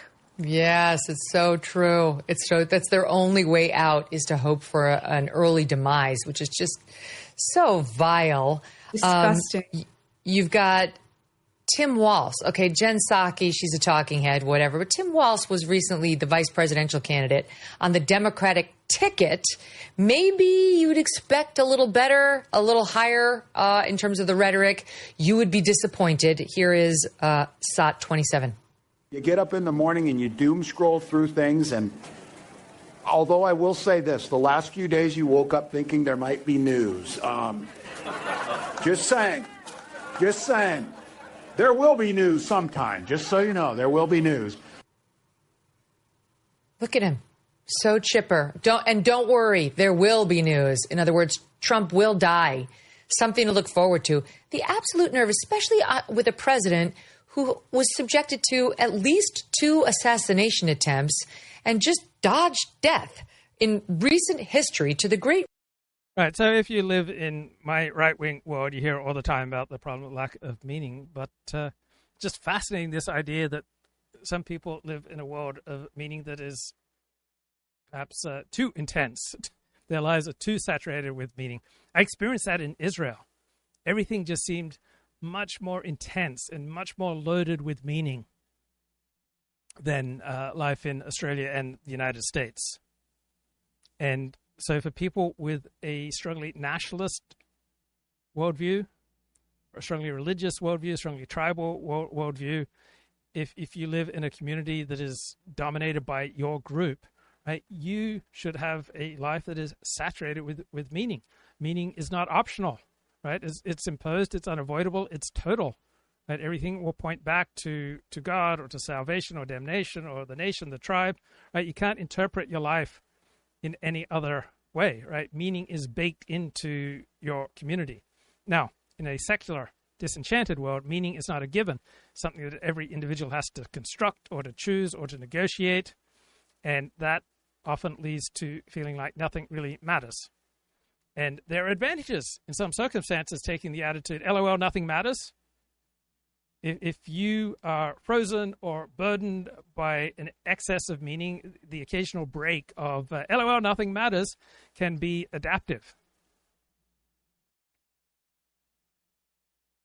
And as an Alexander technique teacher, when I teach the technique, that comes from a buffered place, because the essence of the Alexander technique, in my understanding, is that you notice how you do things, and then you stop doing those things that use excessive tension and strain and compression, right? You notice how you respond to a stimulus, and then you let go of those parts of your response that are excessively tightening, reductive, compressing, pulling down, right? You learn to respond to a stimuli in a freer and more graceful manner. And you can pretty much teach the Alexander technique just guiding someone in and out of a chair, because the stimulus of folding and unfolding your limbs, getting in and out of a chair, is so intense that you can then notice your reactions and let go of those parts of your reactions that aren't serving you, and then apply that throughout your life, whether it's cutting vegetables or vacuuming or public speaking or playing golf, right? Those same habits of unnecessary tension and compression will be throughout your life. But this is a buffered identity. You are noticing what you're doing, and you are strategically, autonomously noticing and letting go of those things that aren't helping you. And so the demands of the Alexander technique, and about the most common question I noticed when I was receiving Alexander technique lessons is, what do you notice? And now that I'm teaching Alexander technique, about the most common question I give for my students is, what do you notice? And people often don't like that question because it's very demanding. It forces them to enter into an unfamiliar world where they're noticing things that they'd previously ignored. And when you become more sensitive to how one is unnecessarily tightening and compressing, right, you will then get a much keener sense of aches and pains that stem from this. So you'll become more sensitive to your body. And there are some downsides to that. You become more alert and aware. And this all comes from the buffered identity. And it's not going to compete in terms of popularity with the experience of going to yoga, which is usually an expression of the porous identity, where you're doing something as part of a group and you feel connected to other people. And that is going to be much more accessible and pleasing and empowering. It'll feel good to you, rather than noticing, right? Employing your buffered identity to notice those things that you're doing that are getting in your own way.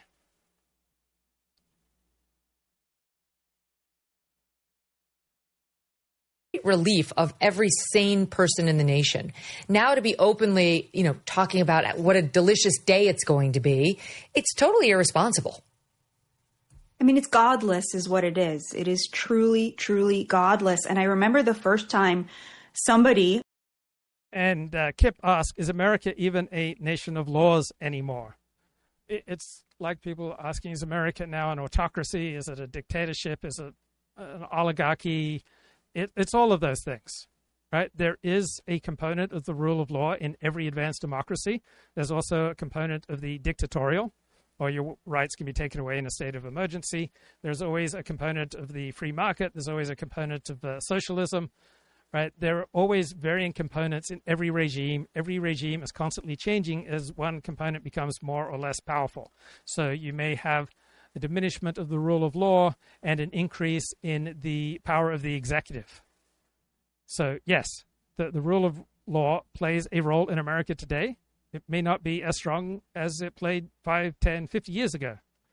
The free market plays a role in America today, and socialism plays a role, and oligarchy plays a role, and aristocracy plays a role, and dictatorship plays a role in every advanced economy. It's just that the relative power of these various roles is constantly changing depending on circumstance. An over-credentialed leftist elite said to me, no, I wish that the shooter had succeeded. Mm-hmm. And I was just in disbelief. What has Donald Trump ever done to you? I mean, talk about the American dream, Jen Psaki. One doesn't need to be in disbelief for understanding why people with a different hero system react as they do. It would be weird if people who see Donald Trump as the gravest threat to the United States and to the world, did not wish him ill. Right? If you have a globalist, liberal, enlightened, buffered identity and hero system, of course you're going to wish ill on Donald Trump because he is a threat to everything you hold sacred. And it has nothing to do with his threat to you personally. So Batya is forgetting that different people simply have different hero systems and therefore experience life differently. He says Americans don't believe they have access to the American dream. That's thanks to Democrat policy. Amen. Like NAFTA, like shipping 5 million really good middle-class jobs overseas to build up China's middle class for some reason. Defunding vocational training. Thank you, President Obama. Cutting off another avenue that working class... And Kip says, does the Jewish community knock on people's doors looking to share the good news of Judaism? No, that's not how Jewish outreach is done. It's more sophisticated. So Jewish outreach is done through putting on programs that are appealing to secular people, secular Jews. And then within those programs, such as they'll have a speaker on Israel or they'll have networking opportunities for Jewish professionals who are largely secular.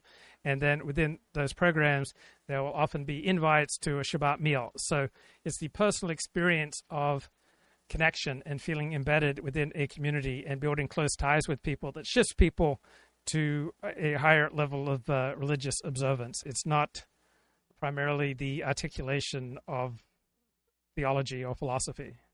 Americans had to the American dream. Since the 70s, Democrats built an economy that was an upward funnel of wealth from the pockets of working class Americans into the top 10%, the over-credentialed leftist progressive college elites. It was wage theft of their working class neighbors. And then now these same rich people who got rich off of the mass immigration that resulted in the downward mobility of working class Americans sit there saying, oh, wow, I wonder why working class people don't think they have access to the American dream. Do you think it's because you welcomed in millions and millions of illegal immigrants to replace them in the job market and drive down the wages and live off of the government and, take their welfare? It's so exactly obvious. Right. It's so obvious. The nerve of her to use that Wall Street Journal poll. So according to ChatGPT, between 5% and 60% of Americans suffer at times from a lack of meaning, and perhaps 15% of Americans suffer from a surfeit of meaning. So what does that look like? All right, it doesn't look like medieval piety. It looks like a total worldview, right? Religious or ideological totalism. Everything is interpreted through one dominant doctrinal, political, communal, tribal, national lens. Conspiracy culture, right? The world feels over-determined by hidden forces. Nothing is random. Everything fits. You have a hyper-moralization of daily life, right? Food, language, entertainment, things that you spend money on, your relationships, all interpreted through this ultimate moral lens. You're predisposed to apocalyptic thinking, the end of the world. You've got climate change, elections, pandemics. All right, these are all confirmations that we are in end time. So your life can become so saturated with meaning to the point that it is exhausting, anxiety-provoking, and alienating. It distances you from those who do not share your frame. And so people will often react to being raised or living life in this exhausting surfeit of meaning perspective, whether it's traditional religion or conspiracy or just ideological. People will often find that this hero system no longer suits them, and they will instead embrace the blessings of the coolly analytic Buffett identity. So if you suffer from too much meaning in your life, you'll see all sorts of ordinary events as divine punishment or an essential part of cosmic warfare. You'll feel constantly vigilant about purity, the threat in the moral, political, and cultural realm. You'll interpret trivial disagreements as existential threats, and you'll be exhausted and burned out from never being off duty from the great cosmic struggle. Now, what about if you lack meaning, right? You'll feel flat, detached. So too much meaning, you'll feel pressured, paranoid, and you'll feel an inability to let anything just be.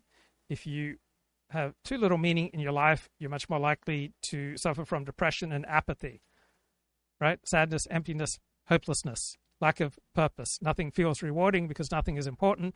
You'll be alienated. You feel cut off from community, history, anything larger or transcendent, right? Why go on? You'll have a flattened identity. You'll drift. You feel like your choices don't matter. You'll have an existential vacuum. Too much meaning, that leads to anxiety, extremism, and compulsion. You're constantly vigilant. Everything is high stakes. One wrong step can mean eternal damnation, betrayal of the people, the movement. You're aiding the enemy. You'll be prone to scrupulosity and obsessive-compulsive disorder. You'll suffer from intrusive guilt about minor matters, and you'll engage in endless rituals to try to stay pure. You'll be prone to paranoid thinking, conspiracy thinking. You'll see patterns and threats everywhere. You're more likely to become radicalized, and extreme compromise becomes less and less possible because every issue is ultimate, and you're very likely to burn out. So there is one way of understanding mental illness and putting it into two camps. There's the camp of autism, where you underinterpret what's going on with other people. And then there's the world of paranoia and schizophrenia, where you overinterpret what's going on with other people. Which I do want to discuss with you, but on the decrease in believing in the American dream, that it's possible for me or my children, that came out this week. And the nerve of somebody who not only is a Democrat, but worked for the previous Democrat administration, a guy who was vice president for 8 years under Barack Obama. And Jen Psaki's been tied to them all to be like, it's all Trump's fault. It's the first 7-8 months of Trump that have led to these poll numbers. It's all on Donald Trump, not a Democrat creation at all. It's so frustrating. And you catch them in these catch-22s because on the one hand, they hate the tariffs. You know, the Democrats have secretly, quietly become the party of free trade. I don't know if you noticed, because whatever Trump is. Right. I remember in the 1980s that Republicans were much more the party of free trade and Democrats were much more for protectionism. So if you got too much meaning in your life, that leads to despair. You got too much meaning in your life, that leads to dread. Too much meaning in your life, your focus will become narrower but sharper. Right? You'll live within an over-interpretive frame. Right? You'll be much more prone to paranoia and kind of a schizophrenic worldview. You'll be more likely to be rigid and to buy into conspiracy thinking and absolutist thinking. You're much more likely to be paralyzed and hostile to compromise and much more willing to justify violence. So it may be that those with too much meaning in their life are a bigger threat. Not necessarily clear. But nihilism and extremism tend to feed each other. So it may not be that the biggest threat is from those who lack meaning or those who have too much meaning, right? People who feel adrift, depressed, isolated, purposeless are hungry to belong. So they often join cults and totalizing movements, traditional religions or political crusades or conspiracy thinking, because then they get clarity, identity, destiny, and the embeddedness in a connection with other people that they lack. So they move from empty to fanatic. Then other people feel overburdened by meaning, right? Living under these huge cosmic stakes becomes exhausting. They find their scrupulosity, paranoia, panic, and activism burnout has just broken them. They become disillusioned, and they often crash into a flat nihilism. Right? If my great cause was a lie, then nothing matters at all. So many ex-fundamentalists or ex-conspiracy believers and ex-drug users report a period of emptiness and flatness afterwards. So there's a void that leads to fanaticism, that leads to a collapse, and leads to a void. That's the cycle, and often social media accelerates it. So for individuals with too little meaning, right, they are prone to loneliness, depression, and suicide. For those with too much meaning, they are prone to rigidity, extremism, and conspiracy. And this is a feedback loop. Alienated people join rigid movements. Rigid movements burn them out, alienate them further. They move from the buffered identity where they're prone to a lack of meaning, where they feel insulated, to the outside world, where they feel they have autonomy, rational control, and freedom from fear of demonic forces. But nothing gets in their buffered identity, and their life becomes meaningless. So they open up to forces beyond themselves. Their life becomes saturated with significance. Nothing is trivial. And then they feel more vulnerable to overwhelm, to anxiety, scrupulosity. And people often oscillate between these unless they're embedded in family, friends, and community. So when I teach the Alexander technique, I move into a buffered identity because the Alexander technique trains you to pay attention to what you're doing, how you use yourself. It is a rational, empirical, experimental frame. You're asked to notice your habitual patterns, to inhibit those patterns that aren't serving you, and to consciously direct yourself, right? You become your own laboratory, and the outcome is a more integrated, autonomous, buffered self, right? You increasingly experience yourself as the autonomous agent who can alter how you meet the world rather than being carried away by unconscious impulses or external forces. Instead, for 2 years, I went to a Kundalini yoga studio where it builds up your porous identity. You feel the energy flow between you and the community. You feel aligned with the cosmos, and the boundaries between yourself and others feel much more permeable. So when you look at my online autobiography, in my childhood, I may have suffered from a porous overload from my Seventh-day Adventist upbringing, growing up in a world thick with cosmic stakes of salvation versus damnation. And my life felt overly heavy. Every act had eternal consequences. So I shifted in my teens towards a more buffered identity. I rebelled. But that left me feeling empty. And so then I listened to Dennis Prager and re-embraced the porous identity of traditional Judaism.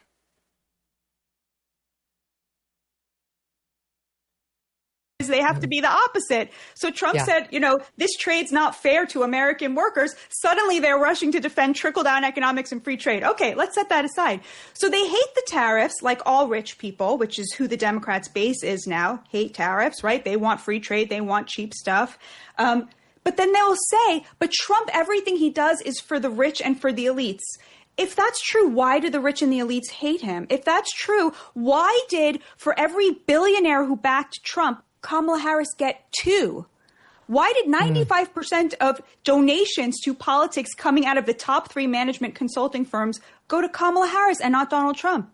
Why did Wall Street pick Kamala Harris and not Donald Trump? I mean, they know it's not true even as they say it. But, data coming out of Treasury right now shows there's been a 1.4% wage.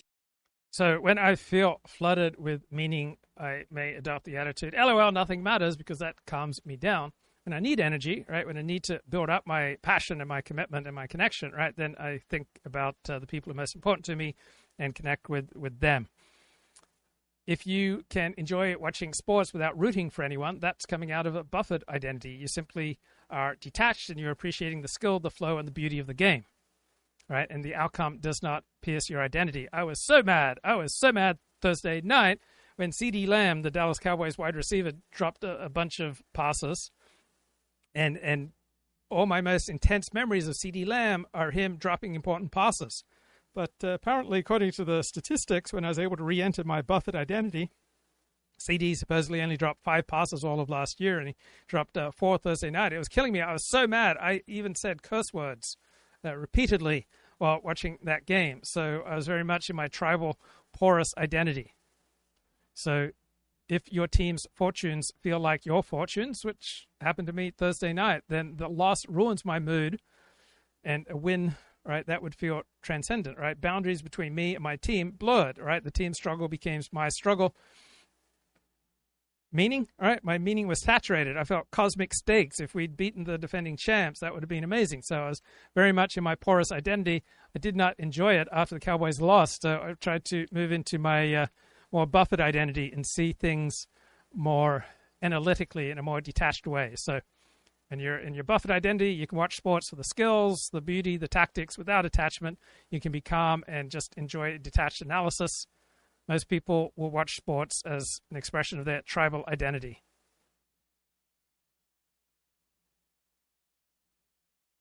Increase for blue-collar workers just in the last 8 months, thanks to Donald Trump's administration. Megan, 1.5 million illegals have exited the workforce, and they have been replaced.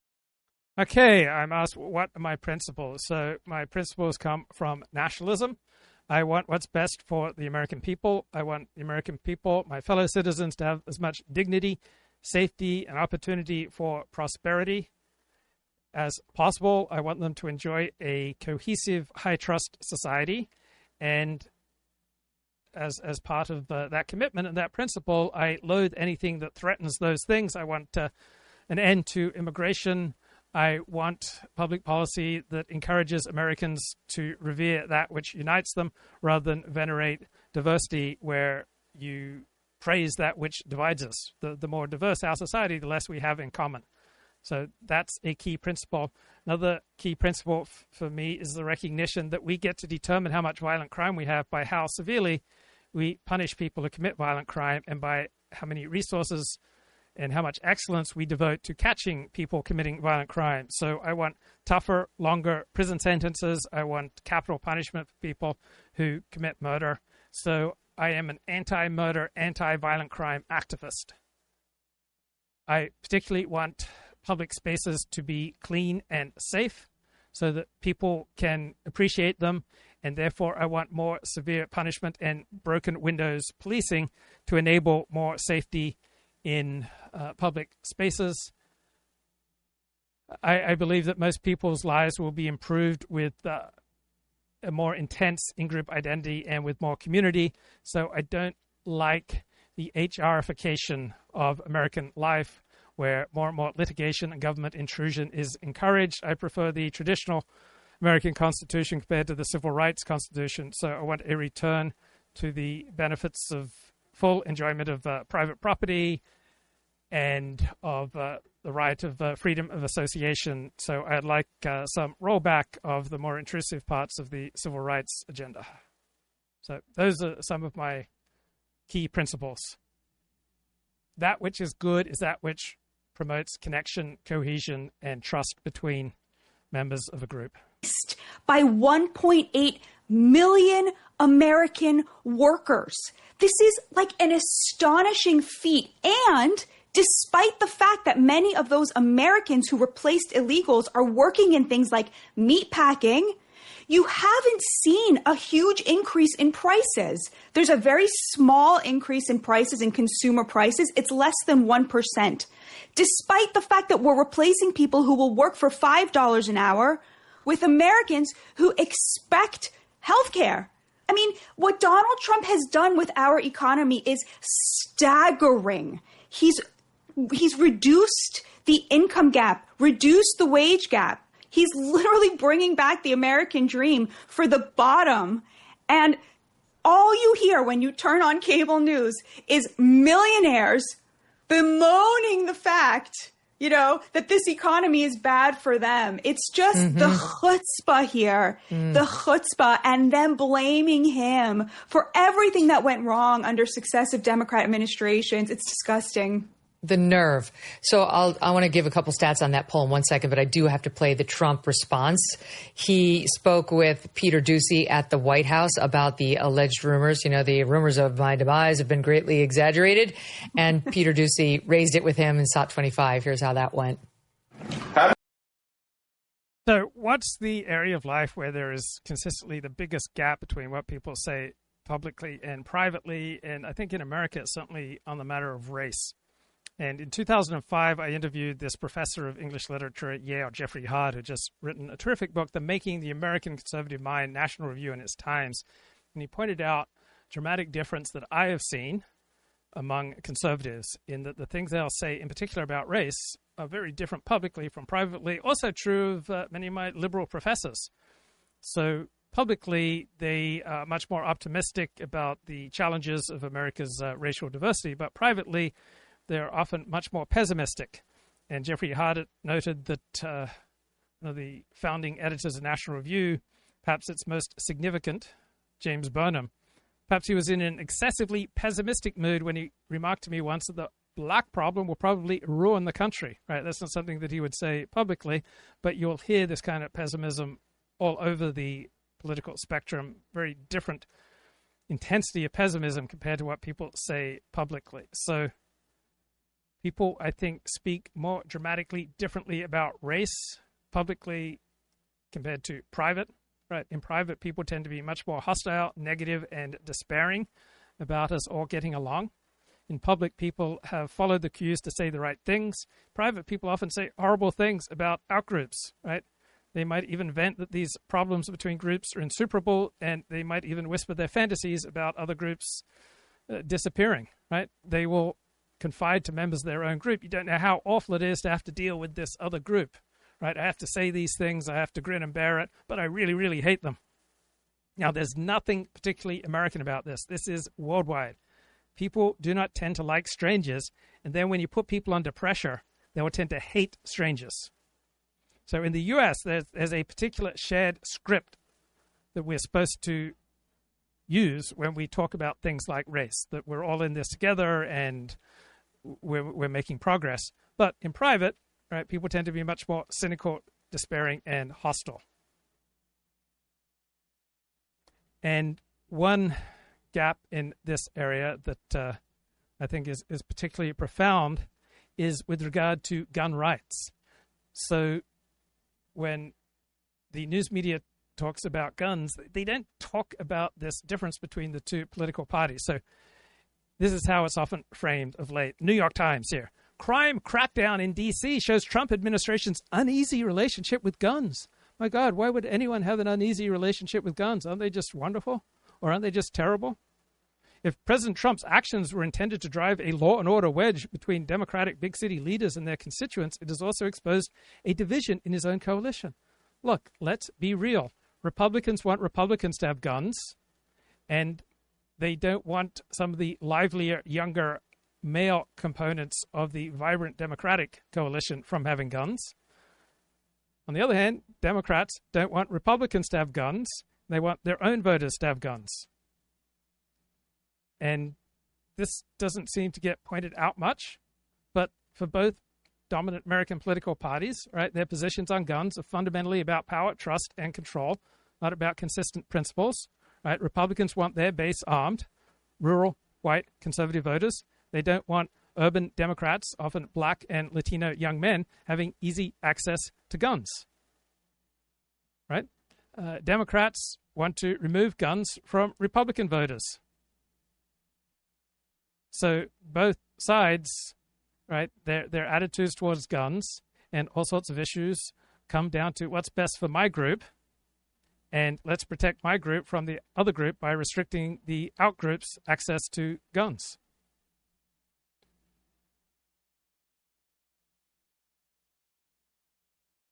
That the IDF is supporting a deal that Hamas accepted but Netanyahu rejected. This is all spin. There is no deal that Hamas accepted except a deal of total surrender, which is a completely prohibitive price for Israel to pay. And there is a whole debate. The press is pushing the line that you just helped them push, that there is a deal to be had and that there is a majority of Israelis who support the deal. And at Channel 12, there's a joke about Abu Ubaidah, the Hamas spokesman, going on Hebrew Twitter, that Abu Ubaidah is dead, but Hamas PR are alive and well so long as channels 12 and 13 in Israel keep going. And according to these channels, they conduct constant polls in which the majority of Israelis support ending the war with a hostage deal. These polls are only convincing if you only get these results if you don't tell Israelis what the actual price is for ending the war. According to Hamas, you said what Hamas put on the table. Hamas is demanding a total surrender of Israel, a total withdrawal, staying in power, getting money for reconstruction, and most importantly, a UN Security Council resolution that will forbid Israel to renew the war for I don't know how many years. So whenever you tell Israelis all these details, an overwhelming majority rejects the idea. And so the press is pushing basically a fictive line because the press is an arm of the left. And what it seeks to do is finish this war without victory for two main reasons. One, the left is so deranged in its hatred of Netanyahu, it's like the Trump derangement syndrome, that it is willing to cut the nose to spite the face. It is willing to seriously hurt Israel's interests if that would lead to Netanyahu's fall. And secondly, they hope they're trying to prevent an occupation of Gaza, because that will probably be the nail. The kennel. The kennel. The death kennel. The death knell of the two-state solution dream. So that too is a storm of a debate raging in Israel about a deal that does not exist. All this rhetoric is aimed at undermining Netanyahu. So these are the two main points I wanted to make about the possibility of ending the war with a deal. You correctly added Marco Rubio's announcement to the news. I left out, and I realized that I left out something else that needed to be in the news, which is that the E3, Germany, France, and Britain began the process of reactivating or of activating snapback in the United Nations Security Council, which will reimpose. All right, the bloke who's speaking here is Michael Duran at the Hudson Institute, and the previous bloke is Gadi Taub, an Israeli historian. 6 UN Security Council resolutions on Iran's nuclear program, putting the entire nuclear program outside of international law. I mean, prohibiting it according to international law. The process takes a month, and it could be, if the Iranians launch some kind of clever diplomatic move during this month, it could possibly be frustrated. But right now, it looks like a month from now, we are going to have, at the end of September, at the end of the General Assembly, we're going to have snapback, and all of those UN Security Council resolutions that the Iran nuclear deal suspended will be reimposed on Iran. So actually, if we take these two issues, the great plan for Gaza, and together with Marco Rubio's statement about the Palestinian Authority, and the snapback, we see that Trump's regional policy is now significantly different than Obama and Biden. Of course, it always has been, but these are the two key issues of American strategy toward the Middle East. The two key issues are Iran and Israel. So the two policies of appeasement of Iran and promotion of a two-state solution under the Palestinian Authority, those are the pillars of, let's call it, the democratic foreign policy toward the Middle East, recognizing that there are some Republicans who support the democratic view and some Democrats who support the Republican view. The Republican view is pressure Iran economically and militarily, prevent it from getting a nuclear weapon, weaken its proxies around the region, and strengthen Israel and don't run to a two-state solution if there's not a partner there. So the Trump administration is sidelining the Palestinian Authority. The great plan for Gaza, the single most important thing about it is the day after does not include the Palestinian Authority. No talk about a two-state solution. But Mike, before you continue, perhaps you could make the connection for us and explain why the twin pillars are connected. Why the appeasement towards Iran, or regional integration, as the Democrats call it, why is it also dependent on a policy towards the Israeli-Palestinian conflict that aims at the two-state solution? Because here's the strategic challenge that the United States has to solve in the present day, and that is that we are becoming weaker in East Asia. If there's a war over Taiwan, there's no between China and the United States. There's no guarantee that the United States will win. The Chinese are growing stronger militarily, and they are weakening the American military position in East Asia. The balance right now, military balance, probably favors China. And so the question is, in the event of a war between China and the United States, what's the status of the Middle East and American forces in the Middle East? One school of thought says we need to downgrade the Middle East. All the resources that we're devoting to these wars and conflicts in the Middle East need to be repurposed and used in East Asia. Pivoted to East Asia. Same thing with regard to Ukraine. We simply do not have the resources to prosecute conflicts in 2 or 3 theaters in the globe. We have to focus on the most important one, which is East Asia. So how do you downgrade the U.S. Position in the Middle East? There's only 2 possibilities. One possibility is you cut a deal with the most aggressive adversary of the United States in the region, namely Iran, and you find a modus vivendi with it, in which case, and that's the Obama view, the Obama view, the Biden view, in which case you have to downgrade Israel.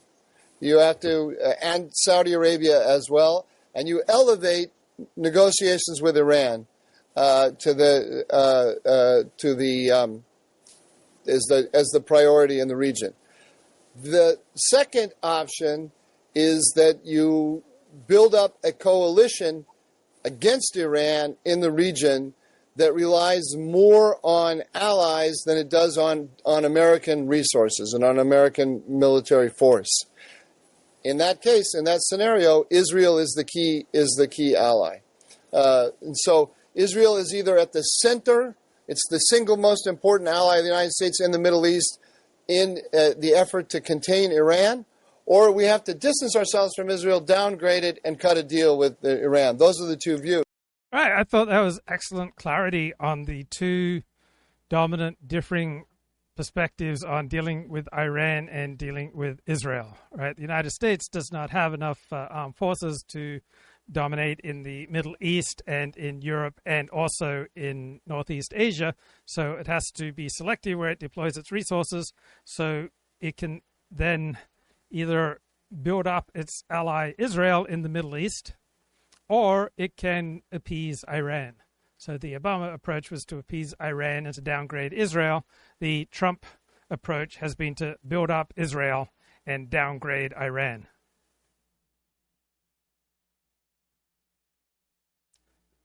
I thought that was a pretty sweet summary.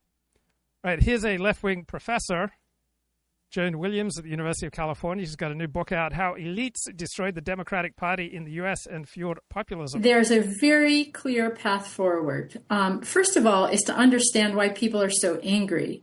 If wages had continued to rise when productivity did, like they did in the years after World War II, wages would be 43% higher than they are today. And for that and a host of other reasons, basically every American used to do better than their parents. But of those born in 1980, only about half will. People are just beside themselves. there's been a really radical inequality of income growth, and it's between individuals, but also between regions. So many regions of the country feel left behind. And what this has done is it's fueled economic populism. And there's really two different kinds of populism. One is left populism. They're robbing you blind. The other is right populism. They're looking down on you. And what the Democrats need to do very simply is lean in to left populism and stop reinforcing right populism by stopping calling people who are certainly things like deplorables, but also the focus on defense of democracy. Although we need to defend democracy, we need to understand that what you need to do to defend democracy in the short term is really different from what you need to do to defend it in the long term. In the short term, you need to do everything we're doing, resistance in the streets, in the courts. But in the longer term, what Democrats need to do is to reconnect with this economic anger of these fragile and failing middle-class people and connect that with the growing anger of younger, even college-educated voters who can't afford a house, can't afford childcare, often can only get short-term or gig work. There's a lot of economic anger out there, and that's the first step. And then the second step is to turn the wedge cultural issues into bridge issues. And there's a very simple formula. So that's a left-wing professor who I think was dropping some truth bombs.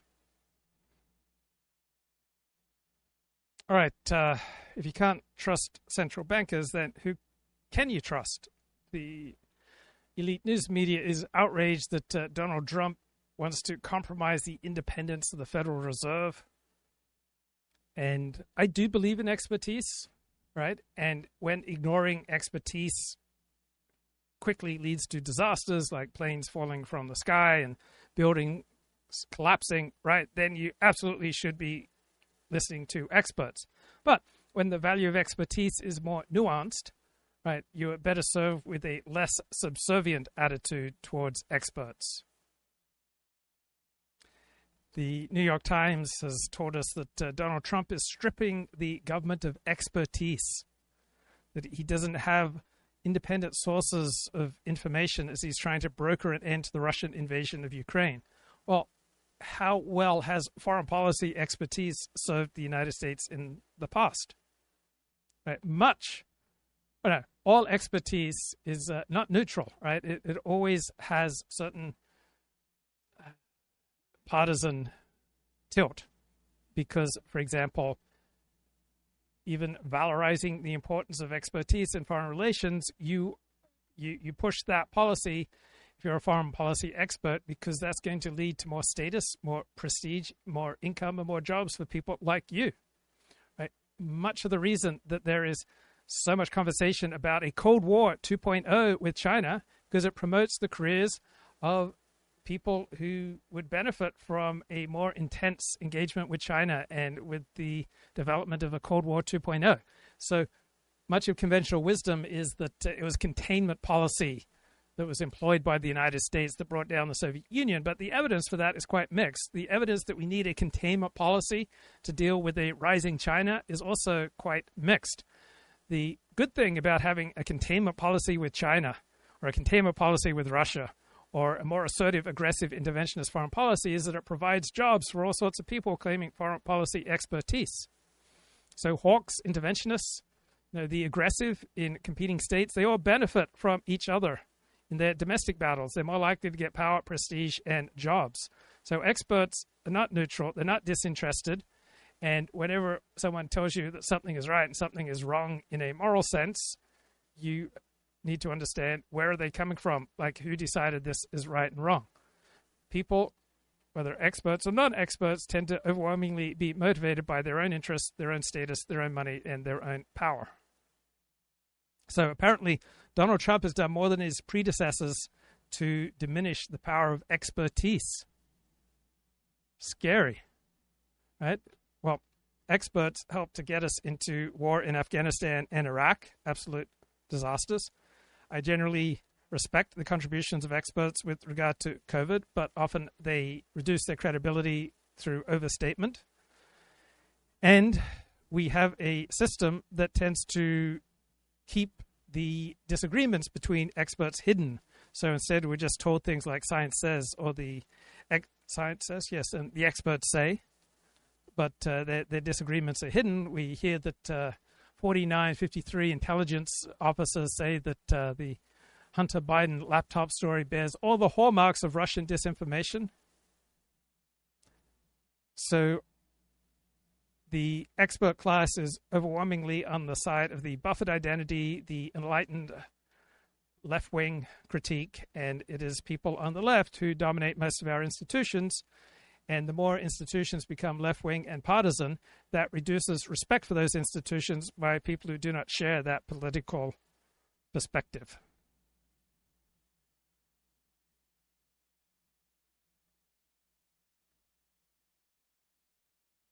Keep them on the straight and narrow. This is a huge dispute. There's a whole group of authorities who say that the rabbi is allowed to tell the congregants that what they're doing is a violation of Torah law, because after all, why do the masses need to know whether it's Torah or rabbinic? They need to. Right. This is what many politicians and public health experts said during various crises. It is a good thing to lie to the public if it's for a good end. I just never realized the parallels between traditional Orthodox Judaism, traditional Orthodox rabbis, and the most powerful woke activists on the left. To follow the law. But since in their twisted, incorrect approach, they only follow Torah law, so we can tell them it's Torah law. It's like you'll tell your child something. There are other rabbis who disagree, who say, no, this is absolutely forbidden. And the more traditional you go in Orthodox Judaism, the more respect there is for Torah learning, the more of a sense of hierarchy. In any traditional community, usually it is more hierarchical than a secular community, or the hierarchy is much more explicit. And so you'd be much less likely in a traditional Orthodox community to go up to a learned rabbi and start sharing your feelings and your thoughts on the Torah portion, while that kind of discussion is much more common within modern Orthodox Judaism and Reform and Conservative Judaism. Forbidden. And in fact, this is a violation of a Torah commandment. The Torah says we can't add on. Would Luke lie to the chat if it was for the greater good of the chat? Well, great question. Provocative question. To the Torah. So if you tell someone that this is a Torah law when it's only rabbinic law, you are adding on to the Torah. And this is a big dispute. In fact, this dispute has contemporary relevance. In the 1980s or 90s, there was a big dispute in Orthodox circles about these groups, women's prayer groups, that the women would come together and they would have like a minyan of their own. And you had various rabbis who issued statements like ex cathedra. So, Bob, when you chose me to be your spiritual leader, that was an awesome responsibility, and I am just humbled by your trust in me. I'll never forget the time that I heard this one Orthodox rabbi get up and talk about how his congregants had chosen him to be their spiritual leader, and it never would have occurred to me that he was our spiritual leader. He was functionally the rabbi of the congregation that I was choosing to attend, but it was not done on the basis that he was my spiritual leader. I would suspect that only a minority, maybe 5% of the congregation, regarded the rabbi as their spiritual leader. It just seemed absurd. You do not come to my live stream, and I am overwhelmed right now that there are 19 live viewers on YouTube. Right? By coming to my live stream, that is not an affirmation that you've chosen me to be your spiritual leader. And if you attend a particular synagogue, right, that usually does not mean that you are choosing the congregational rabbi as your spiritual leader. Statements without just proclamations, basically, that this is forbidden. It goes against Torah law, and there was a lot of discussions. Well, do they really mean Torah law? Because if you look in the Torah, you don't see anything about this. Or were they just using their powers to argue in a polemical fashion, like powers of exaggeration? Okay, let's leave that on the side. There's another sort of falsehood in attribution that's found in rabbinic literature. Here again, there's Talmudic precedent, and there are also great disputes among traditional thinkers. Look, in a secular society, knowledge exists independent of originators. If you have a... So Bob asked another good question. Is Marc Halperin drawing the wrong crowd? He has to start every episode lecturing the chat about don't put smack in the chat. That it's important to be civil and respectful. So sometimes people say things that they don't necessarily mean. So for the sake of advertisers and for the status of a show, you have to state publicly how opposed you are to rambunctious comments in the chat that are not civil. Doesn't necessarily mean that that is a priority for him, right? There are all sorts of things that you have to say to smooth your path in life that not necessarily true. So it may not be as much of a priority for Marc Halperin as the explicit comments seem to indicate. It's just the sort of thing that you have to say if you then want to get away with having a rambunctious chat, right? He could turn off the chat function on YouTube so that you couldn't chat, you couldn't leave comments. He chooses not to do that. So his words say one thing, but his actions say another. His actions say that he values a lively chat. His words are quite pious. So when you have to understand what people really mean, and you see a dramatic distinction between what they say and what they do, side with what they do. The truth is probably much more closely aligned with what they do rather than what they say. A scoundrel, let's say, who writes a great book or comes up with a great invention, his personal life is irrelevant, as it's the knowledge that's important. I don't even understand why anyone would find ethical problems using Nazi data, let's say, if they engage in all sorts of terrible experiments. If they came up with some scientific truths, I don't see, you could object using for utilitarian purposes, and it might lead to all sorts of problems. But the information exists. It's out there. It has... Right. Marc Shapiro is an Orthodox Jew, but his identity is so buffered from his years of elite secular education. He got his PhD at Harvard, that he says we should welcome truth from any source, including from the Nazis and their ghastly experiments. Its own validity doesn't matter who discovered it. But in a religious society, not only is the knowledge important, but the profounder is important. It's often the case that a statement is given authority not because of the statement, but because of the person who said it. In other words, for something to be permitted in Jewish law, it's not enough. Another thing that shocked me in my conversion to Orthodox Judaism is that I noticed that the moral standards for Seventh-day Adventist preachers were, in general, far more rigorous than the moral standards to be an Orthodox congregational rabbi. There were all sorts of congregational Orthodox rabbis in major pulpits who were well-known sex addicts, freaks, predators, and they retained their positions for years, even decades.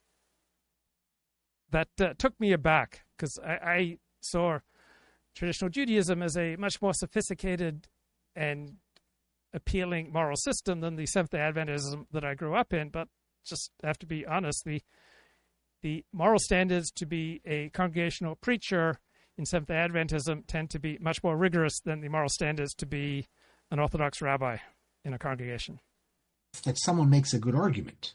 A stellar argument even. No, you need the imprimatur of a recognized scholars. Now, these scholars, the great rabbis, they're not like judges.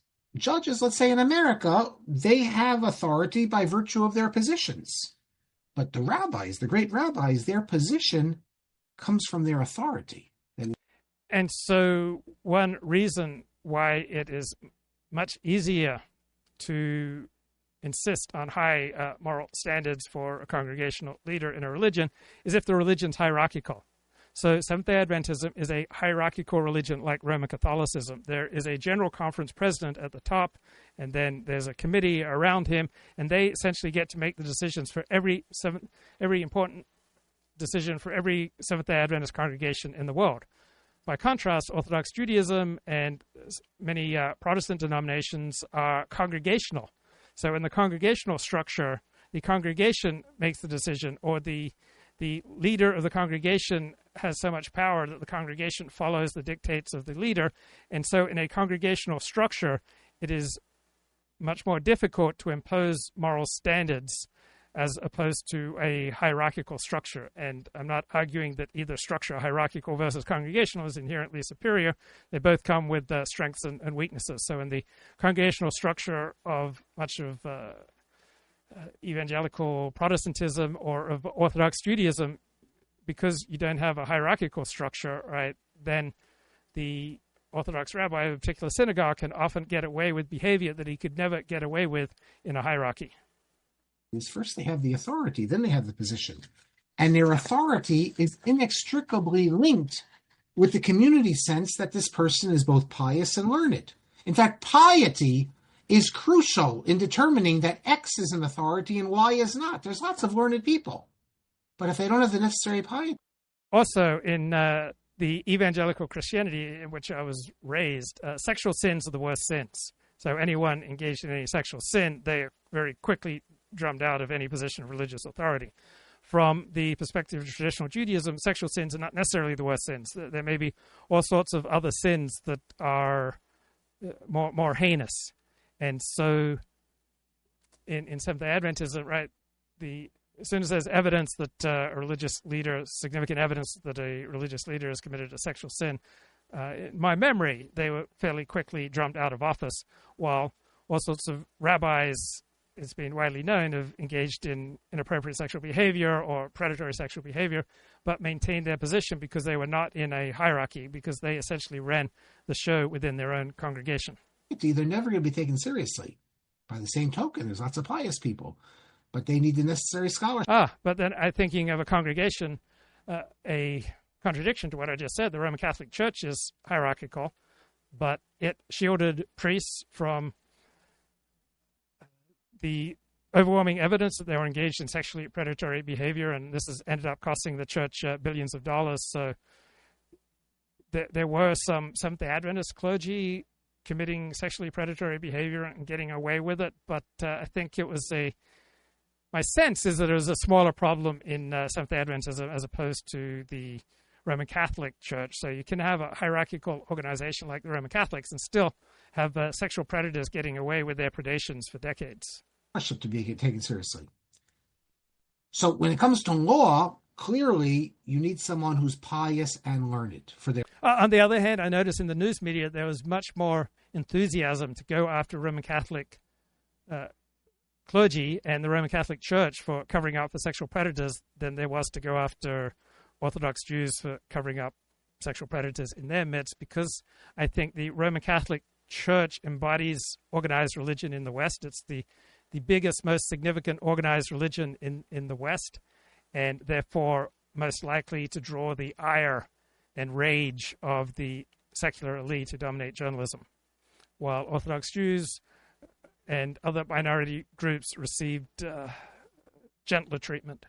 Their position to be in the ballpark. But what happens when we move from the area of law to that of interpretation?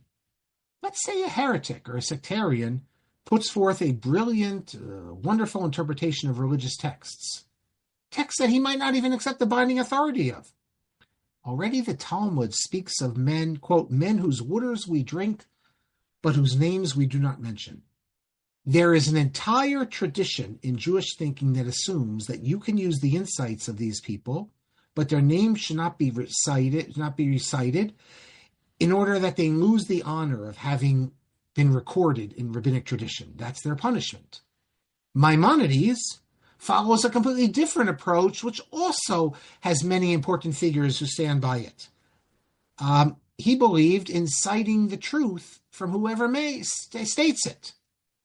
He even says that at times he's not going to cite the name of the person who cites this idea, but not because as a punishment, because the person's a heretic or anything like that. No, because he says they're foolish people who, if they hear that I'm citing, let's say, a Greek scholar, they won't pay attention because, if he's not a rabbi, what can I learn from him? So, although in Maimonides' Guide of the Perplexed, he cites the Greek philosophers all the time, in his commentary on the Mishnah, he tells us in one place that he's going to cite, and he has a thing called the 8 chapters, which is in Pirkei Avot, which he presents all sorts of interesting philosophical ideas. But he says that there are some people, when they see a citation, and it's this person offends them, they won't pay attention to it. Therefore, best not to cite the original author. And the original author would, of course, agree that he'd rather his idea get across.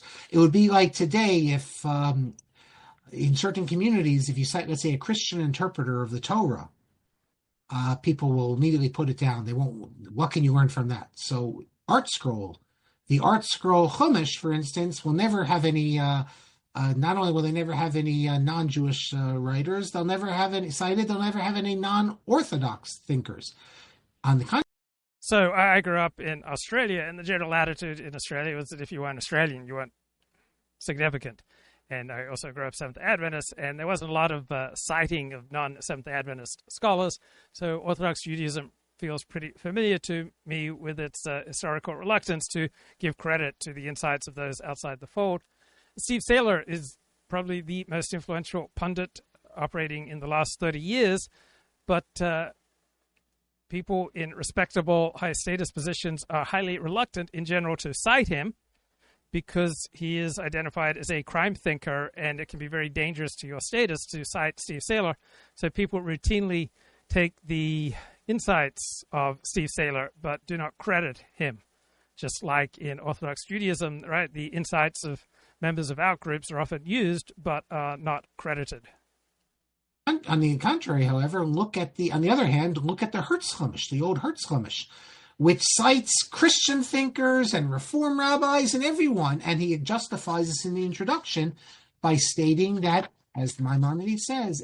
So I remember when I went to Asia Torah, which is a Haredi organization that is pretty effective at doing outreach to secular Jews, and whenever the Orthodox rabbi would give a talk and then he'd reference something he heard on the radio or in some secular publication, like we'd all just instinctively laugh. It just seemed so ludicrous or silly or unexpected, right? People laugh at the unexpected. And so when this Torah intoxicated Orthodox rabbi would cite something from the world of the secular, right, the instinctive reaction was, how hilarious is that? While if it was a Reform or conservative rabbi, we wouldn't laugh because it wouldn't be unexpected. Accept the truth from whoever says it. Doesn't matter if it's a non-believer. It doesn't matter. So this is an old dispute. In fact, it's interesting that some people adopt the middle approach. They don't want to cite this heretic, let's say, but they feel they have to somehow give credit. So what they do is they have a system of code in which they would refer to the person, let's say, by the first initials or some other way.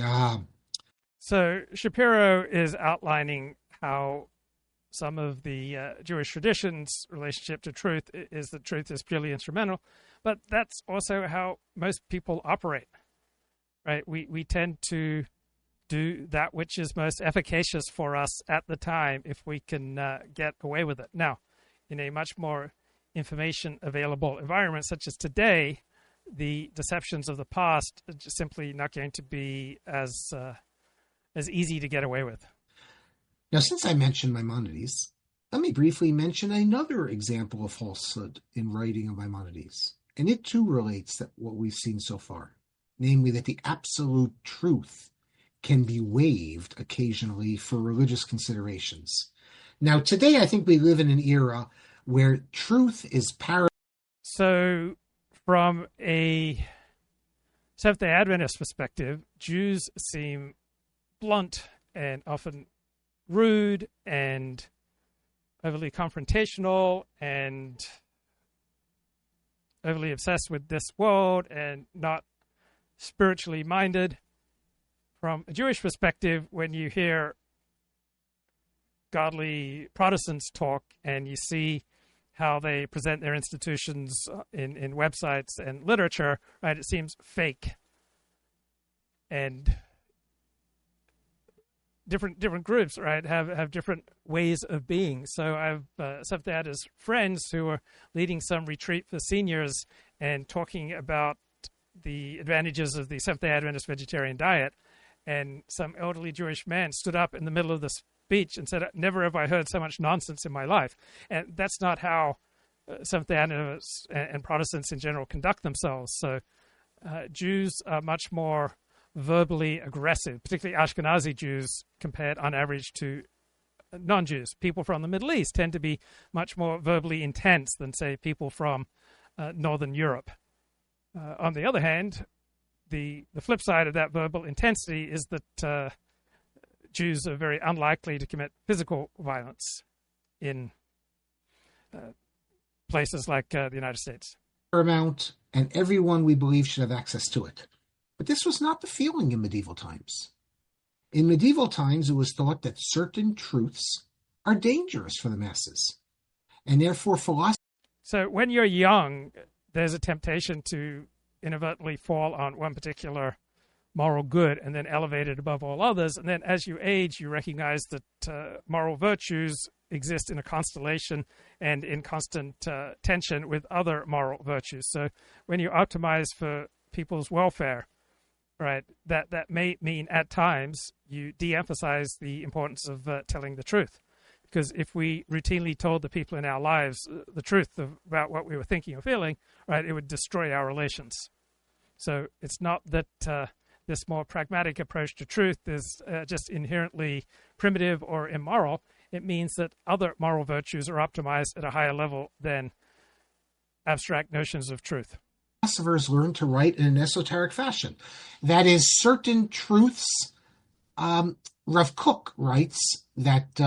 And Leo Strauss, in his book Persecution, the Art of Writing, notes that down through history, philosophers have promoted both an exoteric message, meaning a message for the masses, and then a hidden esoteric message for an elite who are capable of handling the truth. You should not say something which is going to negatively affect someone's religious position, even if you know it's true. So, for instance, you don't go into Mea Sha'arim in Jerusalem and start explaining to them how Torah and evolution could be reconciled. They never heard of Darwin. They don't know anything about this. So, not all truths are for all people. Now, this goes against the grain today. So, in woke intellectual life or left-wing intellectual life, the ethic of care is paramount. It's also paramount ethic in traditional Judaism, right? In both perspectives, you want to protect the vulnerable. You want to preserve the ideal way of interacting and thinking about the world. You want to maintain bonds and develop bonds between people. And so if you prioritize an ethic of care, you have to diminish an ethic of telling the truth. So often the standard in traditional Judaism or in left-wing intellectual life is not truth in the abstract, but what preserves the integrity of a particular way of life. So this is an ethic of relationship. It's an ethic of pragmatism rather than an ethic of universalist abstraction. Now, I think the assumption is that everyone should have all the truths, and the idea that you're covering it up. But I think every rabbi knows, for instance, every rabbi knows that when you give a sermon, there's certain things you don't say because not everything's appropriate for everyone to hear. Unlike, for example, if you're having a class, you might discuss more detailed, controversial matters, and we don't say. And Kip says everyone likes to talk about high Ashkenazi IQ, but it's the low IQ, knuckle-dragging Sephardic Jews that can claim names like Maimonides or Baruch Spinoza. Ashkenazis have only excelled at building German stuff and using German chemistry and science. That's ignorant.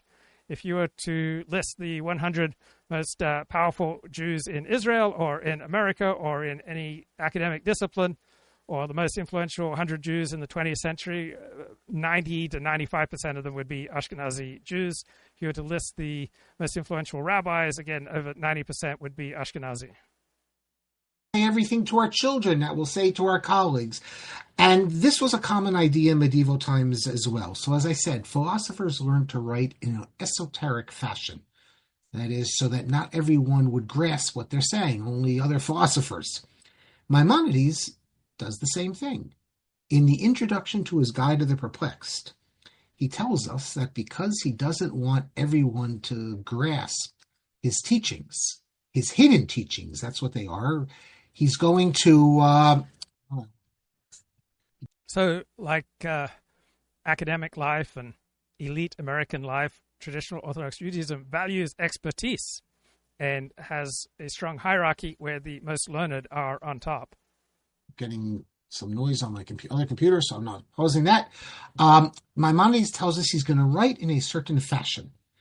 And he's going to write things, and then he's... So rabbis will often talk to you very differently about difficult topics if it's private and they have confidence that you'll keep this conversation private versus what they say publicly. Going to say things elsewhere that contradict what he originally wrote. And the contradiction is going to be such that most people, that is the masses... And the wise Orthodox rabbi will only make a ruling for you on Orthodox Jewish law if they know you and they know your circumstances, because they will tailor their ruling to fit the particular situation that you're in. And so they may not want that ruling to go public because they would have a different ruling for different people in different situations. They will not even see the contradiction. But the intellectuals, the elites, they will see that he contradicts himself and they will draw the right conclusion. So remember this... left-wing modern Orthodox rabbi who would still be asked by members of his congregation, the most observant members, can I eat at the home of this person or that person? And the perspective that even this left-wing modern Orthodox rabbi would use is if this other congregant family had inquired with him about, whether this dish or this instrument or this tool was kosher or not, that showed that they cared. But if they never asked him for rulings on whether something's kosher or not, that showed that they did not value kosher and did not strictly observe kosher, and therefore for the more observant, they then could not eat at the home of someone who was not equally strict about kosher. So for the traditional Orthodox Jew, you can't eat at the home of someone who is not similarly strict. The default is that you are expected, when you encounter a fellow Orthodox Jew, that you trust that he is keeping kosher. But if you have reason to suspect he is not, then you have very solid grounds for not eating at his home. That is, that they'll see that in one place Maimonides says one thing, in another place he contradicts it, and they'll understand, presumably, the more radical view is his true view, even though the contradiction is not necessarily apparent. And this is a common philosophical approach, although both Aquinas and Kant disagreed with the notion that a lie can never be permissible. I think maybe Maimonides would say he's not actually lying here. So compared to other religions, Orthodox Jews feel much less of a problem or a contradiction in rewriting texts, right? Because their standard is not conformity to historical fact, but whether or not the outcome strengthens the people, strengthens religious life. So abstract philosophy is secondary compared to an embodied tradition and a lived relationship with God. So this will create tension when Jews encounter modern academic methods, which treats truth as the supreme good. So Marc Shapiro's critique comes from within that modern academic framework. So from a traditional Jewish perspective, right, rewriting text is not a falsification, it's a stewardship. It is aligning memory with what the community should be true for its survival. So it's not that Orthodox Judaism downgrades truth so much as it does not optimize for abstract philosophical truth, but rather for the health of the people and its covenant with God, for the flourishing of the people in their traditions and in their relationship with God. Now, this becomes much more challenging in the modern world where historical critical methods and transparency are dominant. Just putting out false statements. I don't know if you can make a distinction here, but there are, Maimonides is explicit. There are things he writes in the guide that are not correct. And this is one reason why in more traditional communities there's more and more opposition to using the internet, because when people use the internet, they can look up all sorts of information that may reduce the prestige, the power, and the authority of their rabbis. Or at the very least, some have interpreted they're correct in one way, but not in another way. So, for instance, the Torah. The Torah says that God gets angry, speaks of God's anger. But God doesn't have anger. He doesn't have emotions. So it's not true, but in a factual sense, but God responds in a way that if he was a human and he was angry, he'd respond that sort of way. So there's some aspect of truth with falsehood. So that's Maimonides' approach. How about truth-telling in normal interactions? The Torah tells us, midavar sheker tirchak, keep far from a false matter. Although if you look in the Torah, the context is legalistic.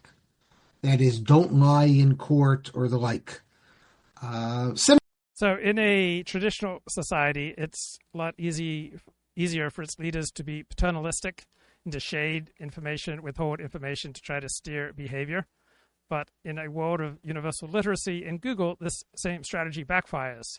So modern rabbis, if they deviate from the truth, if they don't tell the truth about what a particular law is, right, if they don't add nuance, then they lose trust and lose authority. So there are parallel strands in the Jewish tradition. On the one hand, you have a strand of uncompromising devotion to truth, and then you have a strand of pragmatic flexibility for the higher good. And different peoples are expected to be able to handle different levels of truth. Similarly, by the way, when they talk about take the Lord's name in vain, what does that mean? It's usually understood in like court cases or things we have to take an oath with God's name.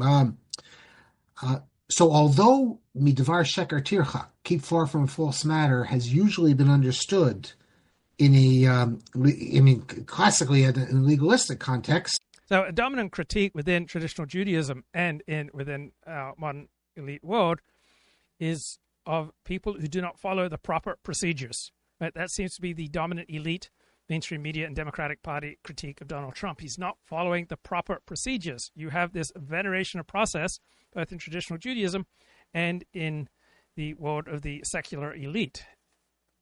Right? So the smart people who believe so much in the primacy of procedure, these are very smart people who live largely in an abstract world, right? And process can become what is sacred. So often the critique of Trump from our secular elite is not that he's wrong on substance, right? But he's not respecting the procedures, the norms, and the institutions. And if you don't follow procedures and norms and institutions in traditional Judaism as well, you'll receive a similar critique. Don't lie in court or the like. Many authorities have also understood it in a more expansive sense. While Jewish sources never had as uncompromising a view regarding lying as Catholic thinkers or Kant, there is agreement that barring serious reason, one must tell the truth. Now, Kant, a great philosopher, but he says something that from our perspective is just insane. Kant has this idea of categorical imperative, that you must always do the right thing no matter the circumstances. So if someone comes to your house and he's looking to kill another person, and this person's hiding in your house, and the murderers, or the ones who want to be murderers, come to your house and say, is John Doe in your house? You cannot lie and say, no, he is not. You must speak the truth. Now, you don't have to say, yes, he's here. You could speak in equivocal language, we call it. Like you could answer the question, is John Doe in the house, by saying, I saw John Doe here earlier today. And the person on his own would conclude, well, you must be mean. He was here earlier today. He's no longer here, even though that's not your intention. But Kant and Aquinas as well says you can't actually lie and say, no, he is not here today. We, of course, have never accepted this approach. On the contrary, you're obligated to lie to save a life. And according to Jewish law, barring serious reasons, we must tell the truth. That's how Jewish thinkers have understood this passage, midvar sheker tirchak. But barring serious reason, there's the rub. It's precisely because Judaism does not insist on complete truthfulness that the door to prevarication has been opened. And let me explain. There's a famous argument in the Talmud, Tractate Ketubot 16b, between Beit Hillel and Beit Shammai, the two great schools in Tanakh. And there's a question from Kip. How many meals a day do Jews eat? Usually the same number that the non-Jews around them eat. So normally it would be 3 meals a day. Kip is not a fan of eating 3 meals a day. He thinks it's too much. In Seventh-day Adventism, which I was raised, eating 3 meals a day was also regarded as too much by Ellen White. She discouraged that third evening meal, so I would often go to bed hungry, and I did not like that. In often highly religious communities, one of the few pleasures that is left to people is food, and so often within a strictly religious community, whether it's Orthodox Judaism or a strictly religious Christian community, people will often eat more than they need because it's just one of those few outlets where they can just indulge. Times about praising a bride as looking beautiful. We're told that you're supposed to praise the bride, say she's beautiful. Beit Shammai says that, Beit Hillel says you praise every bride. It doesn't matter if she's beautiful or not. You say she's beautiful because that's what we do, so that she feels good. Kavod Abriot, it's called. Beit Shammai says no. We only can speak the truth. So it's not that he would say you have to.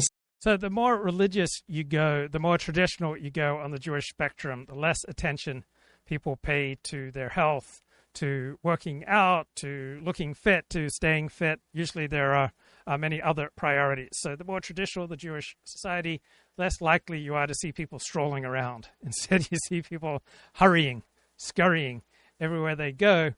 And the traditional Jewish way of life is very demanding, it's very expensive.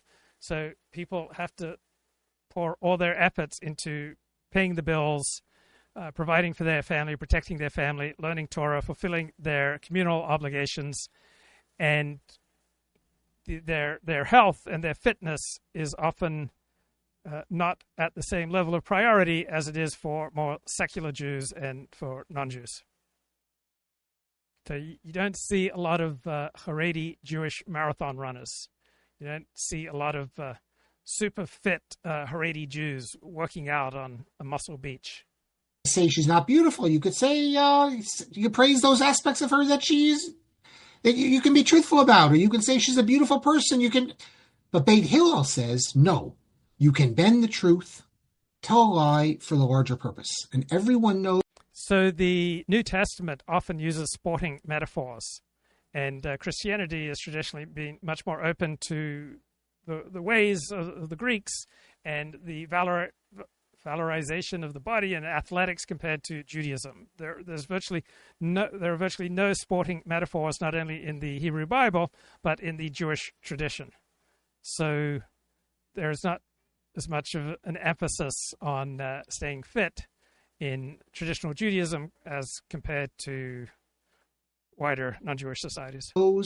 That we always hold like Beit Hillel. And this allows us to live our lives with common sense. Can you imagine if we held like Beit Shammai, and every time you were given a gift and you planned on returning it the next day, you had to tell someone, oh, yeah, well, thanks for the gift, but I really don't like it, I'm returning it tomorrow.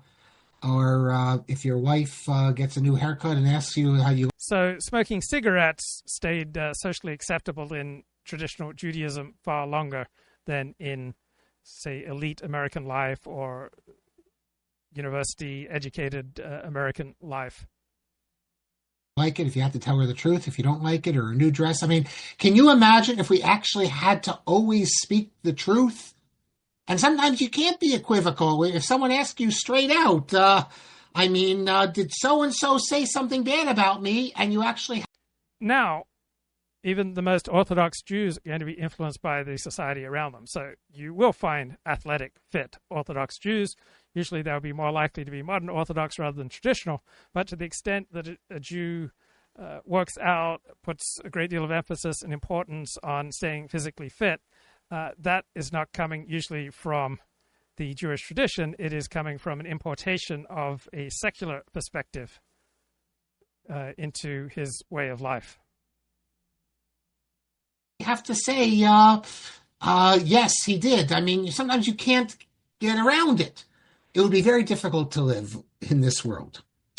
So it's good that we follow Beit Hillel, and we see that there is a heter. So compared to other Hasidic Jews, Chabad Jews are much more likely to be fit and to work out, because Chabad Jews, compared to other Hasidic Jews, are much more at ease in wider society, because they have an outlook of trying to reach out to people and to offer them a traditional approach to life, and they build communities that are much less judgmental, right? It's a lot easier to enter and participate in a Chabad community, even if you're not fully observant, as opposed to even a modern Orthodox community where there's just a giant divide between those who are publicly observant and those who don't. And you'll be much more likely to get criticism and ostracism if you're not observant, while someone who's a secular Jew, he can go to an Orthodox synagogue and people aren't going to rubbish him, demean him, or ostracize him because he's not observant. So because Chabad Jews participate much more in wider society, they are also much more likely to work out, to be fit, to dress well, and to have an ease and a comfort with talking with not just non-religious Jews, but non-Jews. In pretty much every Hasidic sect outside of Chabad Judaism, women, for example, will not drive a car. There is a permission, not just a permission, an obligation at times for telling white lies for the greater good. By the way, I don't need a Talmudic passage to tell us that we don't need to tell the whole truth for the greater good. That's already in the Torah, if you recall. Now, there are many Orthodox Jews who are sports fanatics, but that doesn't come from their Orthodox Judaism. And there have been great Orthodox rabbis who look back on their upbringing that discouraged their participation in sports as a loss, right? They feel that they would have been better off if they'd gotten to play some basketball and to participate in sports and to engage in some of these team activities and have these forms of recreation. Now, the more intense and traditional your religious community, less value there is given to sports and to recreation in general. So in my upbringing, the teaching imparted by my father that recreation was only permitted and only was of benefit if it enabled you to be of greater service to God and to the demands of God. And there would be a similar instrumental strain in traditional Judaism that if getting in shape or playing a little bit of sports enables you to be a better student of Torah and to be more observant, then is permitted, but there's no value in and of itself in these forms of recreation. Recall, when God appears to Abraham, he tells him he's going to have a child. Sarah hears this, and what does Sarah say? How can I have a child? I'm old. And the question in the chat, wasn't it Chabad Jews who were tunneling to a particular synagogue in New York City? Yes, it was. So the ability of Chabad Jews to reach out and to have good interactions with non-Jews and to be less judgmental of, say, secular Jews who may enter their community, it's because they have imbibed these attitudes from their Rebbe or from a long line of Rebbes. So there are advantages of this strong connection with a Rebbe. It enables Chabad Jews to engage in tremendous sacrifice, where they will up and move to parts of the world where there's no Jewish community and start a Jewish community, and it will be very challenging and difficult, and there won't be the facilities and the schools and the institutions that they would be able to enjoy if they were part of a Jewish community, but they go out and they're willing to make these enormous sacrifices because they've been so inspired by their Rebbe. Now, there is also a downside to this type of charismatic leadership, and particularly people who are poorly adjusted to the reality of life. They can make some bad decisions in their veneration of their late Rebbe. Old, and my husband's old. When the text reports that God repeats this to Avraham, what does he say? That Sarah says, how can I have a child when I'm old? Well, he left out an important point. Namely, that Sarah didn't just say, I'm old. Sarah also said, my husband's old. And this is given an example of saying that sometimes you don't need to tell the whole truth. You know, we can, if someone says, an example I give sometimes, if someone asks, a girl asks you, if a guy says about this girl, you know, she's pretty stupid. And so she asks you, did he say anything about me? You can say, yes, he said you're pretty. We're allowed to leave things out. Someone says he's a good guy to kick around. You can say, oh, he said you're a good guy. Yeah, we don't need to tell the whole truth always. Already the Torah shows us that in terms of not always telling the truth as well, the Talmud describes Aaron is supposed to be a great peacemaker. Husband and wife would get in a dispute. They portray him this way. It doesn't mean this actually happened, but this is how they imagine Aaron. And the more important thing is not what Aaron did as portraying Aaron, so we take the lesson. That Aaron would go to the husband and say to the husband, you know, she wants to apologize, she wants to make up, you should meet her halfway. And he'd go to the wife and say, you know, he's really upset. You know, he tried to bring them together, even if the husband and wife never said this and didn't have that feeling. But in order to make shalom bayit, but the more you recognize expertise, the more you value expertise, then the more at ease you will be with the reduction in democracy in your community and more rule by experts. This is true for traditional Jewish approach to life or the modern secular approach to life. In the traditional approach to life, right, there's more room and more ease given to those with expertise in Torah, and more allowances made for them taking a paternalistic approach to maximize what is best for the group. And you also see this in secular life, where there's a lot of veneration given for example, experts in public health, and there will be an aping of the pronouncements of public health leaders, even if they're not telling the truth. There's this considered, oh, well, it's for the greater good. We have to be able to communicate our message to people with a 90 IQ or 100 IQ, as well as the 140 IQ crowd. So veneration for expertise is accompanied by a reduction in democracy and an increase in a rule by experts and an increase in paternalism. Peace in the house, so we can do these things. I want to conclude with two examples of how the issues we have been discussing played out in the real world. Actually, before I even give you the two examples that I discussed in the book, I'll just give you another example before we get to that I heard from a rabbi was asked. I don't want to mention his name because maybe he doesn't want it to be mentioned, but he's a well-known halachic authority. And people are always calling him up with questions, as you can imagine, questions of Jewish law. So he told someone that, someone asked him a similar question and about his own circumstance, and he reflected on what he does. Namely, if someone calls up and asks, can I speak to Rabbi so-and-so? He said it's permissible for the person who answers the phone, let's say his wife, to say that Rabbi so-and-so is not available now, Rabbi so-and-so is not here now, or something like that. The people calling don't have the right to this information. You know, if you don't want to always say, what are you going to say? That right now he's here, but he's busy. He's not going to, you don't always going to say constantly he's busy. So you can say he's not available or he's not home or something, and that would be considered okay.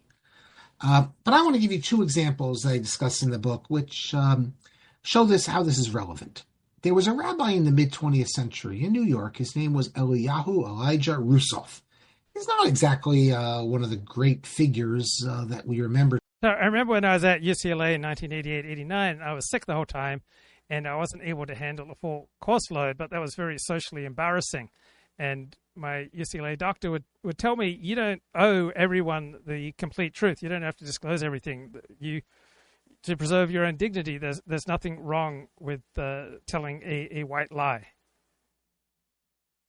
Today, but in his day, he was a halachic authority in New York, and he wrote a volume of Responsa. Now, the mid-20th century was a period when even many Jews who were not that observant attended traditional synagogues. And it was also a time that, and I think this is still the situation in many parts of America probably, that sitting Shiva was viewed as like the ultimate in observance, and the Sabbath was not as important. People went to work. They maybe went to synagogue on Saturday morning, but then they went to work. Now, really, according to Jewish law, the Sabbath is more important than Shiva. Sabbath is from the Torah. But you can see that the Sabbath comes every week. But Shiva doesn't come that often, so people take it more seriously. Now, one of the congregants, this is the case he describes in the book. And Kip comments, 40's numbness towards life is disturbed as the NFL shocks him back into fandom, right? I'm moving from my porous identity, from my buffered identity of distance and emotional detachment back into a much more emotional, porous identity where I feel like my own welfare is highly correlated with the welfare of the Dallas Cowboys. But once the Cowboys lose 7 or 8 games, Kip says, then I will flatline and become emotionally distant again, only to revive himself every Sunday morning for the big show. So, yes, my interest in my favorite sports teams diminishes when they struggle because it was so painful. Last night, for example, the Dodgers starting pitcher had a no-hitter going until the last batter. And then the last batter hit him for a home run. He was then removed from the game, and the Dodgers were then leading 3-1, and they ended up losing the game 4-3. Right? And the more I think about that, the more painful it is. The more I think about a loss by my favorite team, it just causes me pain. So I usually only like to reflect on the victories of my team. And so when my team, such as the Cowboys, is having a bad season, then I move from my porous identity to the emotional detachment of the buffered identity, where I'm able to just appreciate games just for their own beauty and athletic display and focus on the clashing strategies. And I have lost all tribal and porous identity. One of his congregants was sitting Shiva, and the last day of his Shiva was the Sabbath. Well, we know that with Shiva, the final day is an abridged day. You wake up in the morning and you there's a little Shiva in the morning. After you have the davening and then the prayers, and then a little bit after that, and then the Shiva ends. So if the final day was Saturday morning, the Shiva would end Saturday morning, and then the person could do what he wants. The person, this is a simple Jew in New York, asked the rabbi if... Wow, Michael in the chat, he recommends his diet to Kip. Says that he eats over 2 pounds of ground beef every day and 4 eggs. He works out regularly. He walks a lot. He weighs 170 pounds. That's been his consistent weight. And at 65 years of age, he's still muscular. The 7th day, does he need to sit Shiva? Now, why is he asking this question? He explained why he's asking this question, because although he's been sitting Shiva, and his wife has been minding the store. So in many traditional Jewish communities, the wife will work more hours than the husband. The wife will work so the husband can have more time to study Torah. And I guess she wasn't doing a good job about it, and he's anxious to get back because they're losing all this money.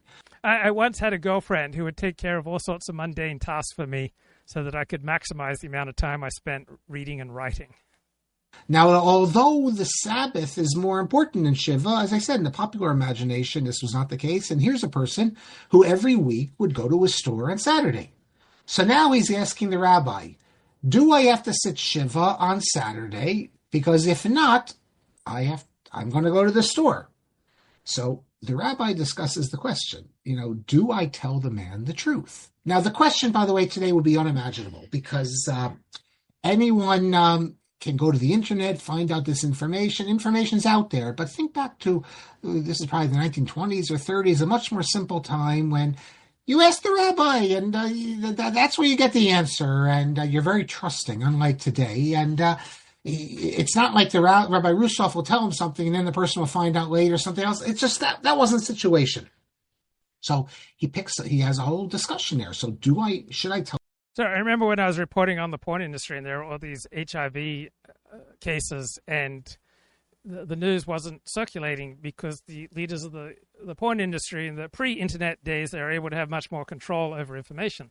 So from the porn industry to Orthodox Judaism to all sorts of communities, right, the power of a community to control the flow of information has been transformed by the rise of the internet. So people with power and those who possess the power to distribute information, they have tended to a hostile attitude towards the internet. The internet has democratized the flow of information, and therefore it has increased the skepticism of regular people towards their primary institutions, whether Jewish, non-Jewish, Christian, whatever. Tell him the truth. On the one hand, he asked the question, so shouldn't I tell him the truth? The truth is that Shiva's over. On the other hand, if I tell him the truth, he's going to violate the Sabbath. And Jews believe that they have a responsibility for others. And if we can prevent someone from violating the Sabbath, we should. So what he asks, what should I do? Now, after what we have seen so far, I don't think it's going to surprise you if I tell you that he lied to the man, telling him that while he can wear regular shoes and the like, he can't leave the house, just like if he was sitting Shiva. Now, I have no doubt that no rabbi today would give such an answer. But as I said, in an era when people were more trusting and when information was not readily available like it is today, I don't think it's surprising that a rabbi would adopt a paternalistic attitude and provide false information for the congregant's own good. I think the parallel is the old practice of doctors having a paternalistic approach and not letting patients have complete knowledge of their conditions. So there are some downsides with this approach, and so many of the most important innovations in Orthodox Judaism have come from non-rabbinic Orthodox Jews, right, from lay Jews. So pushing back against child sexual abuse, the outrage at sexually predatory leaders and rabbis, this movement has primarily come from lay Jews and a concept such as ethical kosher, so that it's not just the letter of the law, but the ethical slaughter of animals and the ethical conduct of the keeping of animals for slaughter. So there are all these various ethical missions in Orthodox Judaism that have primarily come from outside of the rabbinate. Until the second half of the 20th century, they instituted the Patient's Bill of Rights, but philosophers often regarded a physician's withholding a fatal diagnosis from a patient as an exception to general precepts of truth. They regarded the distress that the patient would receive from this bad news as sufficiently harmful to outweigh the presumption favoring disclosure. And this was standard, that doctors would not reveal fatal diagnoses. And it was attitudes such as this that led to the Patient's Bill of Rights that was adopted by the American Hospital Association in 1973. Rabbis have always viewed themselves as doctors, I guess, doctors of souls. And here we have a perfect example of not telling the truth for a higher goal. And the higher goal was not some societal need. It's intended to keep a Jew from sinning. The fact that the person does...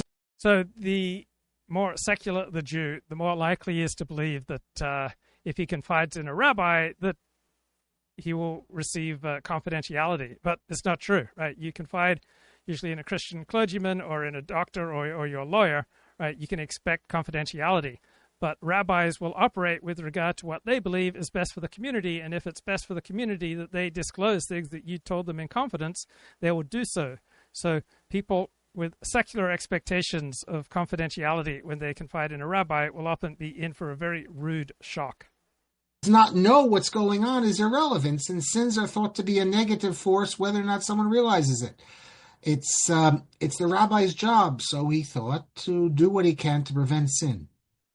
There was a rabbi in Tel Aviv. His name was Chaim David Halevi, and he said that all these... So, in general, the more traditional a society, the more corporate it will be, and the less room there will be for individualism and freedom.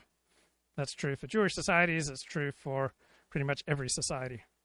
Sorts of arguments, these paternalistic approaches, we don't tell the people the whole truth in order that they not sin. He says it doesn't apply anymore today.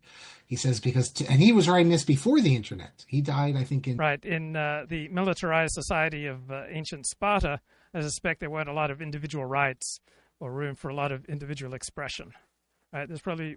There were more individual rights and more room for individual expression in the society of their enemy, of Athens, right, which produced great art, but ended up losing the great Peloponnesian War to the militarized, more totalitarian, more corporate society of Sparta.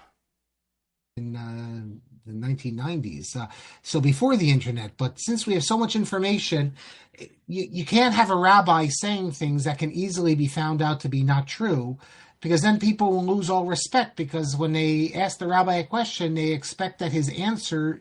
So you can understand why traditional rabbis, were quite negative towards the rise of the internet, because it reduced their power, reduced their status. It made them much more vulnerable. Is going to be what the law is, not that he's giving him stringencies and extra things. So Rabbi Halevi says that today the rabbi has to only give absolute truth. I want to give you another example that happened in a community that I know, because I was told this by one of the rabbis involved. There was a rabbinic board of all the local towns, and he was on it, and he told me about this. So in certain... And another way that Orthodox Judaism is like modern secular culture, in that usually in Orthodox Judaism, decisions are made in secret, and then a united front between rabbis is presented to the public. So too, a united front is usually presented to the public with regard to expertise. So experts say, 53 intelligence officers say X, Y, Z, but in times of stress, expert disagreement goes public, and that destroys the status and the power and the unthinking obeisance to expertise once people recognize how much they have been deceived with regard to unanimity among experts. Orthodox communities, the rabbis feel that there's a problem with... So if you're in an Orthodox Jewish community and Orthodox rabbis in your community are openly feuding and disputing with each other, that reduces the status and the power and the influence of all the Orthodox rabbis. Ball games on the Sabbath. Now, there's an eruv, so people can carry, but they're not technically forbidden, but they go against the spirit of the Sabbath. So my friend grew up a religious modern Orthodox Jew, and he went away to a Passover camp for 8 days, a Passover retreat. And on one of the holy days of Passover, he was too religious to play basketball. He thought, I should not do this. This would violate at least the spirit of this holy day. And so he stayed in, and as a result of that, he received his first blowjob. So often we can have very noble intentions of abstaining from sin, but it might lead to a more severe violation. They feel. One of the rabbis in this town wanted to tell the congregants that it was forbidden to play ball on the Sabbath. Just make a statement. It was forbidden to play ball. He thought that this was within his rights as a rabbi, as we've seen, to maybe, I don't know if distort is too strong a word, but, not be completely straight with Jewish law in the name of a larger goal. Why do I say not to be completely straight? Because Ramosha Isserlis, the Ashkenazic Shulchan Aruch, says explicitly that you can play ball on the Sabbath. So to the extent I've ever told you something that was not true, that I've intentionally told you something that was not true, I only did it for your own good. Right? I was looking out for you. It's only because I care that I lied to you. So now, yes. So what was Rabbi Yesserlis referring to? He might be referring to a little catch or something like that. He wasn't referring to, 3. So people routinely overestimate their own ability to engage in self-denial and self-discipline. And they launch into many projects with the highest of ideals, but the ways of the flesh corrupt their ideals. On 3 basketball game in the summer where everyone's getting sweaty and they're wearing shorts and all that, you could easily see that that's not the Shabbat spirit. And that's also true of Seventh-day Adventism I grew up in. Like, playing sports was against the spirit of the Sabbath, right? It was strongly discouraged. And it was only when my dad was removed from the Seventh-day Adventist ministry, we moved out of the closely embedded world of Seventh-day Adventism into a much more relaxed world of Christian observance. Then I got to play sports on the Sabbath with my more loosely affiliated Seventh-day Adventist friends.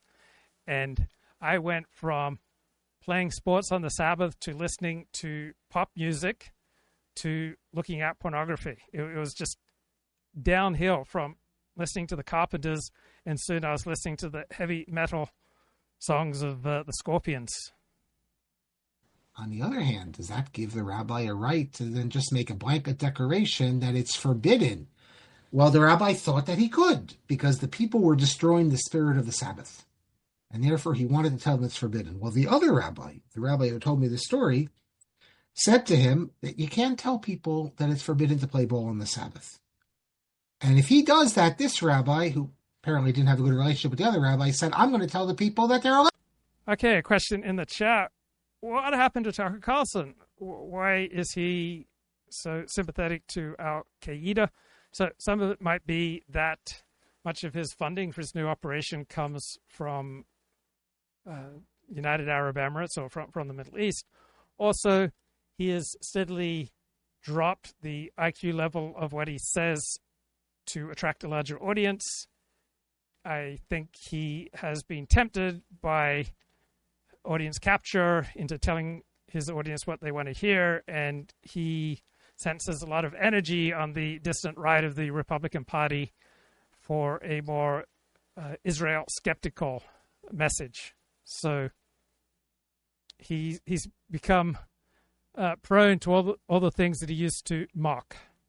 And he's such an incredibly talented communicator, an incredibly talented speaker, and still sometimes brave and telling brave truths, and also frequently just nutty and bizarre.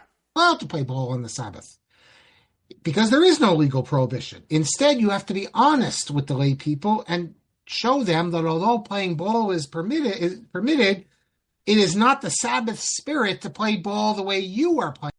So many people who used to be in the CIA are rabidly anti-Israel when they leave the CIA, because during their time in the Central Intelligence Agency, they come to see that America's intense support for Israel is done against America's interests. So Tucker Carlson may well have rebelled against America's intense support for Israel and overreacted.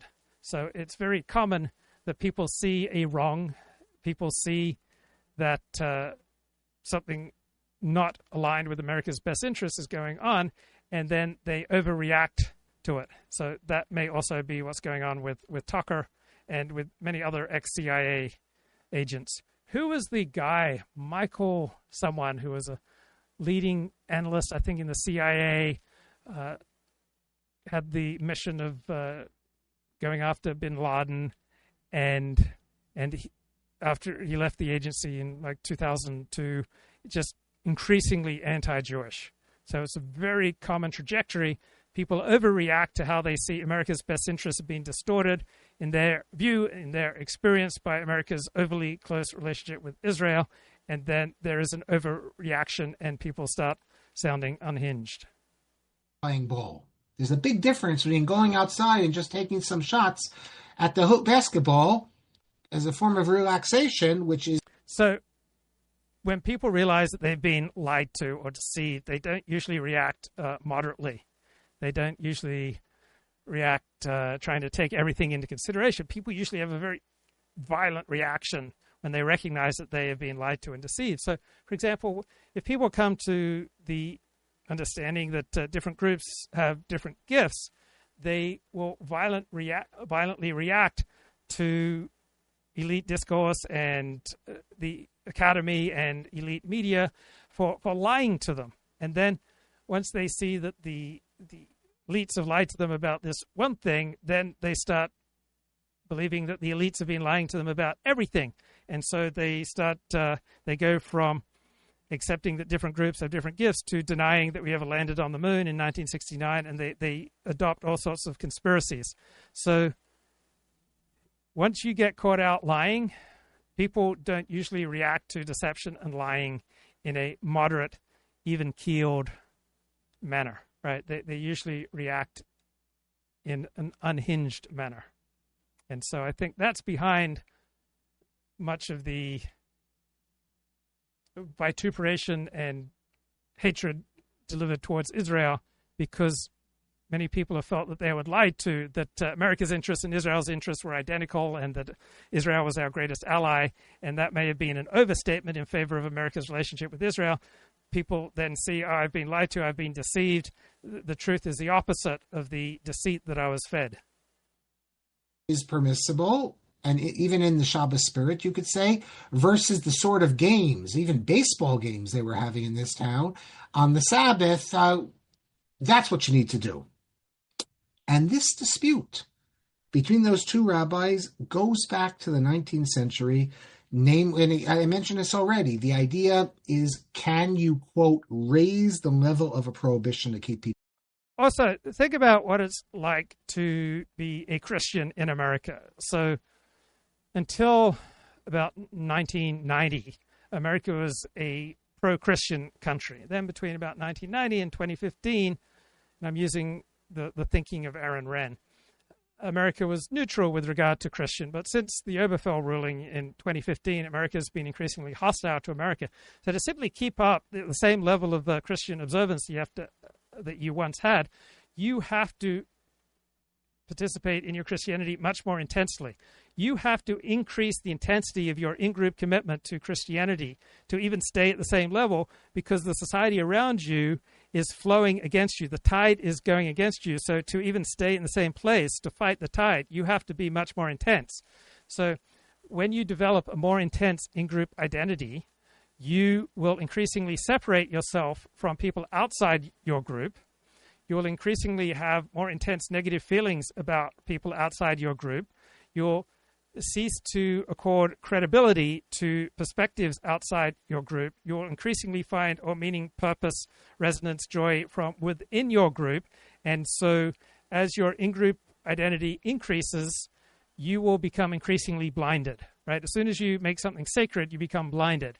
And so if you have an increase in your in-group identity, you will put blinders on and you will sound increasingly deranged, because the kind of discourse that is acceptable and even praised within your in-group, to outsiders, it sounds weird and frightening. So to even stay at the same level of Christian observance, many Christians have now pursued a path that is labeled Christian nationalism, and the way that they are speaking to try to fire themselves up within their in-group from an outside perspective sounds increasingly disturbing. Just like, let's say you've got a secular Jew who becomes an Orthodox Jew and becomes a zealous Zionist. Right, he may, within his intense in-group, say things about Palestinians that are socially unacceptable, but because a very hostile reaction to Palestinians is considered virtuous within his increasingly intense in-group of traditional Judaism, he may lose touch with how people outside the group see things. And so he may walk down the street and say, kill all the Arabs, right? And this is just considered horrible from the perspective of most people. But with all the joy and the connection and the passion that comes from an increased in-group identity, you will also tend to lose touch with how outsiders see things, and you will become much more prone to saying things that disturb people. And so this also has probably happened to Tucker Carlson and Candace Owens. They have formed an increasingly intense in-group American nationalist identity, and that has brought them a lot of joy, passion, followers, but it's come at the price of understanding how people outside of their intense in-group see things, and so you become blinded by your in-group passion. Keep people in line. Can you tell people that something is a Torah prohibition when it's only rabbinic prohibition? And I have to tell you that this is a dispute with great rabbis on both sides of the issue. As I mentioned, Rabbi Chaim David Halevi says today it's an irrelevant. So it takes a buffered identity to understand and give consideration to how people who don't share your particular hero system will understand the things that you say and do. And that identity requires a great deal of discipline and it diminishes your passion, your in-group intensity, and your ability to feel one with those around you in your in-group. So the buffered identity, where you are strategic and autonomous and you're thinking about how people from different hero systems will understand the things you say and do, that is a very great discipline that also provides advantages and many disadvantages, as opposed to the porous identity where you feel one with your in-group. You feel connected, say, with the Jewish calendar or the Christian tradition or the Islamic tradition or a nationalist or tribalist perspective on life. Right? That is a more passionate, more organic way of living, but you then become disconnected from how people with a different hero system understand what's going on.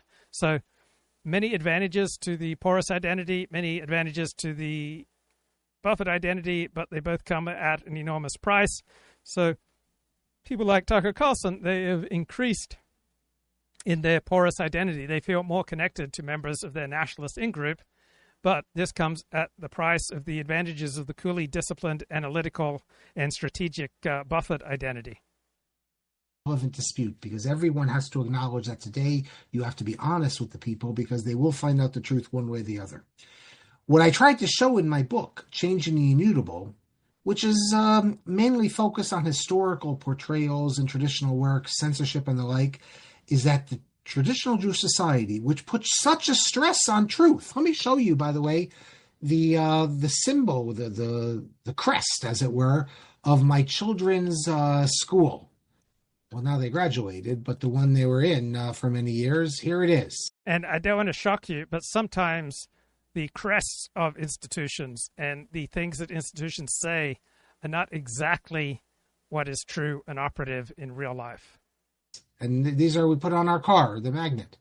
This is the Kushner School in Livingston, New Jersey. The truth and nothing but the truth. That's the symbol. Right, and the truth about the patriarch Kushner is that he hired a hooker and tried to arrange a situation where he could get videotape of some extended family member engaging in sordid behavior to use it as blackmail. They put, I mean, we think about when we take an oath, like for courts, right? The truth. Right, so there are all sorts of Jewish philanthropists with felony convictions and the like, and they will spend millions and millions of dollars to try to regain their reputation, at least within their in-group. What do we say? The truth, the whole truth, and nothing but the truth. So I don't know if we can read something into this, that it says the truth and nothing but the truth, but doesn't say the whole truth. I don't think so. I think maybe they couldn't fit in the whole truth, so they just abridged that. But it says the truth and nothing but the truth. And that is good Jewish values, and that's, I think, the Jewish approach that most of us are most comfortable with, and really try to, have our lives, this is like the lodestar of our lives, to follow truth.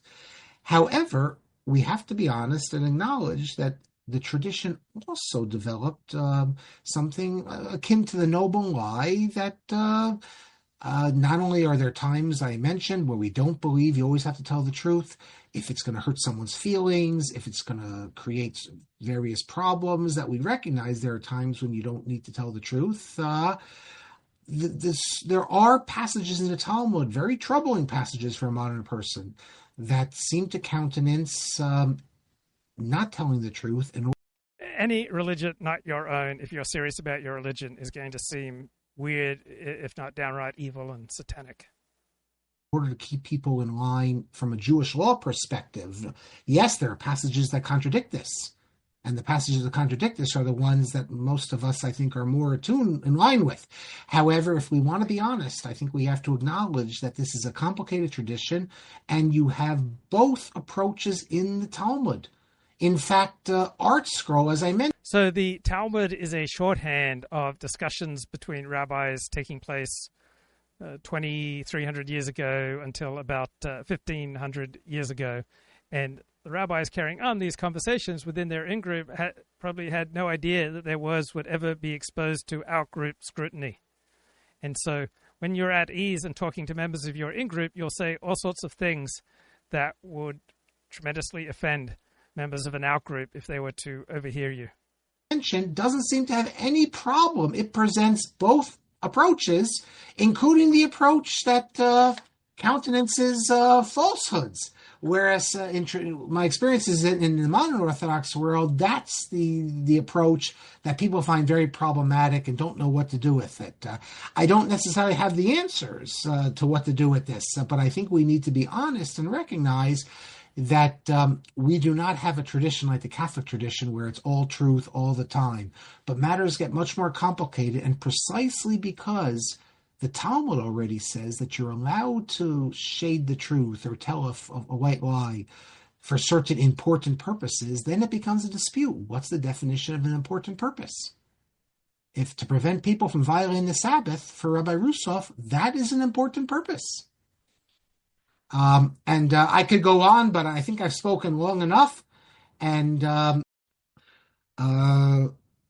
Rabbi Juan mentions truth from all sources. How do you see this view in the observant Jewish world? I think it depends which part of the observant Jewish world. The more right-wing world will never cite from Christian thinkers or from... Right. The more intense your in-group, the less likely you are to give credence to the perspectives and intellectual contributions of members of out-groups. Liberal Jewish thinkers, they won't even cite from Orthodox thinkers who are not as observant as they should be. So, for example, Rav Kook, Rav Soloveitchik, they won't cite them. In fact, I still remember I had, in my youth, I had more of a right-wing education. And I think maybe I mentioned it or one of my friends that a Christian thinker said something, and the rabbi said, well, if a Christian said it, how could it be true? And as I learned more, I realized that this is obviously not the approach of Maimonides and many of the others. The Abarbanel, the famous Abarbanel, cites Christian thinkers. And he said, because the whole point is, and many do, that if you take the truth from wherever it comes, that to lie, to save your life, to be able to practice Judaism, that's creating a problem. The problem might be, if you're that you violate certain prohibitions in worshiping Christianity, but the idea to lie to save your life, and Jews have always understood this. This is a basic principle. Only for three things do we give up our life for. When you read the Catholic thinkers, and their Aquinas, and their understanding, not just Aquinas, Augustine also, and their understanding of truth, it blows us away. And probably the whole idea, and because they are so uncompromising, something had to give. And therefore you have this whole doctrine in Catholicism, the Jesuits were involved with this, called mental reserve. Do I think there will still be any place for this attitude from rabbis at all now that the internet is a prominent, as you mentioned? No, I think, as Rabbi Halevi already mentioned, even in the 90s, before the internet, this idea that you can cover up things and you can give different answers to different people. I mean, it doesn't work anymore today because the knowledge is out there. And what he said, which I think we have to multiply it many times, is now when the rabbis are asked a question, they have to honestly answer it. Also, the questioners are more sophisticated. You have to explain to them, and sometimes it's not so simple. It's much easier to say it's forbidden.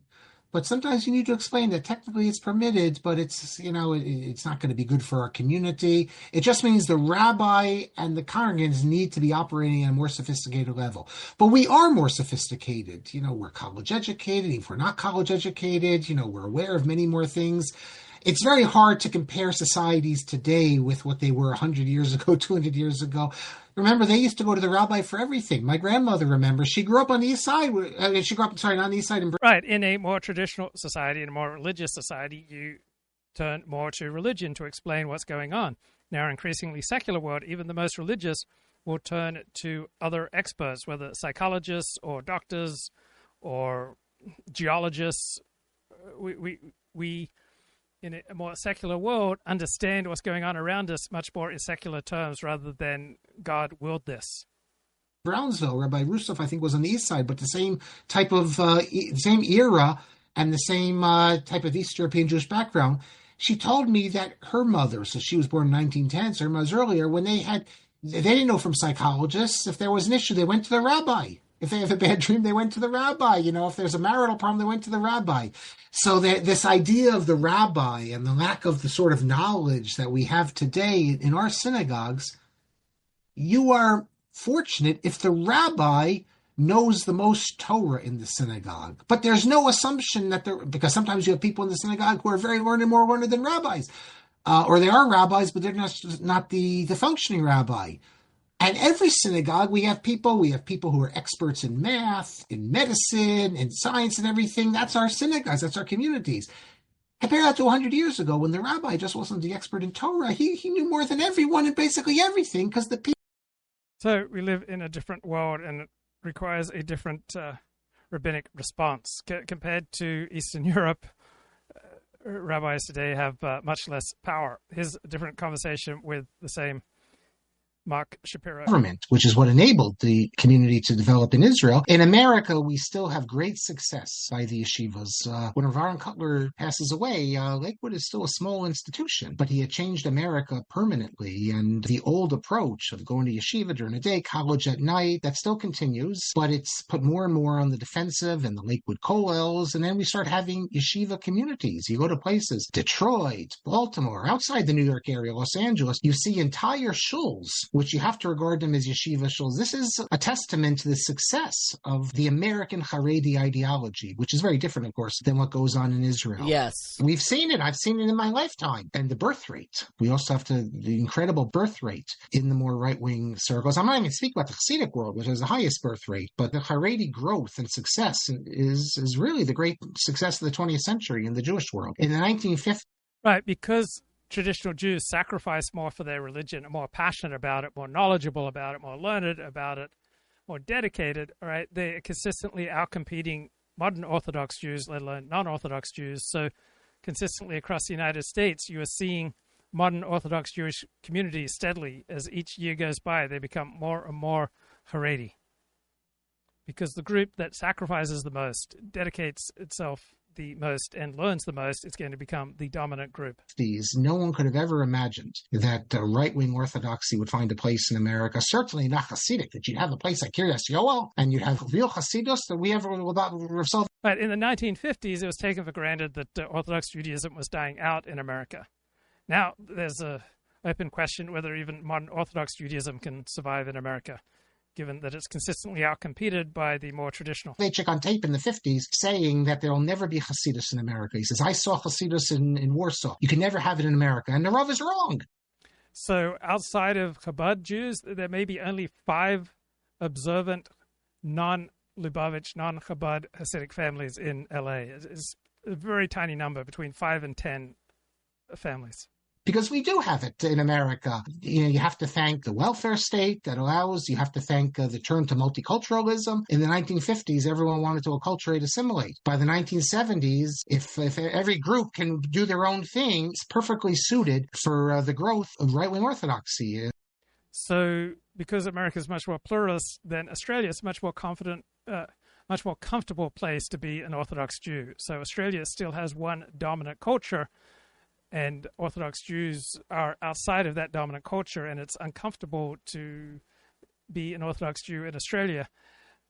While in America, with much more pluralism, we have much less uniting us, we're much less cohesive, we have much less trust, and there's much more acceptance of these diverse ways of life, including traditional Judaism. You don't need to compromise. You don't need to take off your yarmulke. You can go live anywhere in America, and America's a great place. They respect religious people, and you don't need to compromise and keep it inside the synagogue. America has everything needed for the growth of Haredi Judaism, but it's not just America. You see it in England, you see it in France, you see it in Mexico, you see it in Latin America. We're undergoing an enormous change. We already have seen it, but modern Orthodoxy has definitely moved into the minority, and in many ways, the future is more right-wing orthodoxy. Allow me to turn to your final book that I want to discuss. You have a phenomenal book called Changing the Immutable. I love it because all things for me come back to Reb Tzadok and Reb Tzadok himself. His works were censored by his students, not by outsiders. But I wanted to understand, because I've seen this in my own life, not my own lifetime, but in my own life, the way censorship is used to solidify communal boundaries. Can you give me instances and explain, how do we use use censorship, which is sometimes a very ugly word. It's not always nefarious. Very oftentimes censorship is done with the love and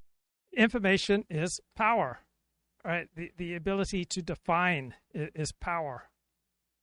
Care of a student, making sure their Rebbe doesn't step into trouble or doesn't, get into heated discourse. But how is censorship sometimes used to solidify the boundaries, the different communal boundaries that we now, almost take for granted as if they were always there? Well, censorship is not, when you affect what people know or know in quotes about the past, it's not just a historical exercise, you're also affecting the present and the future. So for instance, let's say it's your current community's doctrine that Zionism is a problem, that religious Zionism is pasul, is forbidden. Then it would create an issue if, let's say, a recognized Gadol B'Yisrael, a recognized Torah sage, was a Zionist. That would then call into question this doctrine. So it's important for the community to filter this out. And anything which diverges from the Weltanschauung, from the Das Torah of a certain community, anything that diverges could be halachic, it could be hashkafic. This could create problems. Mostly, I would say, for the unsophisticated,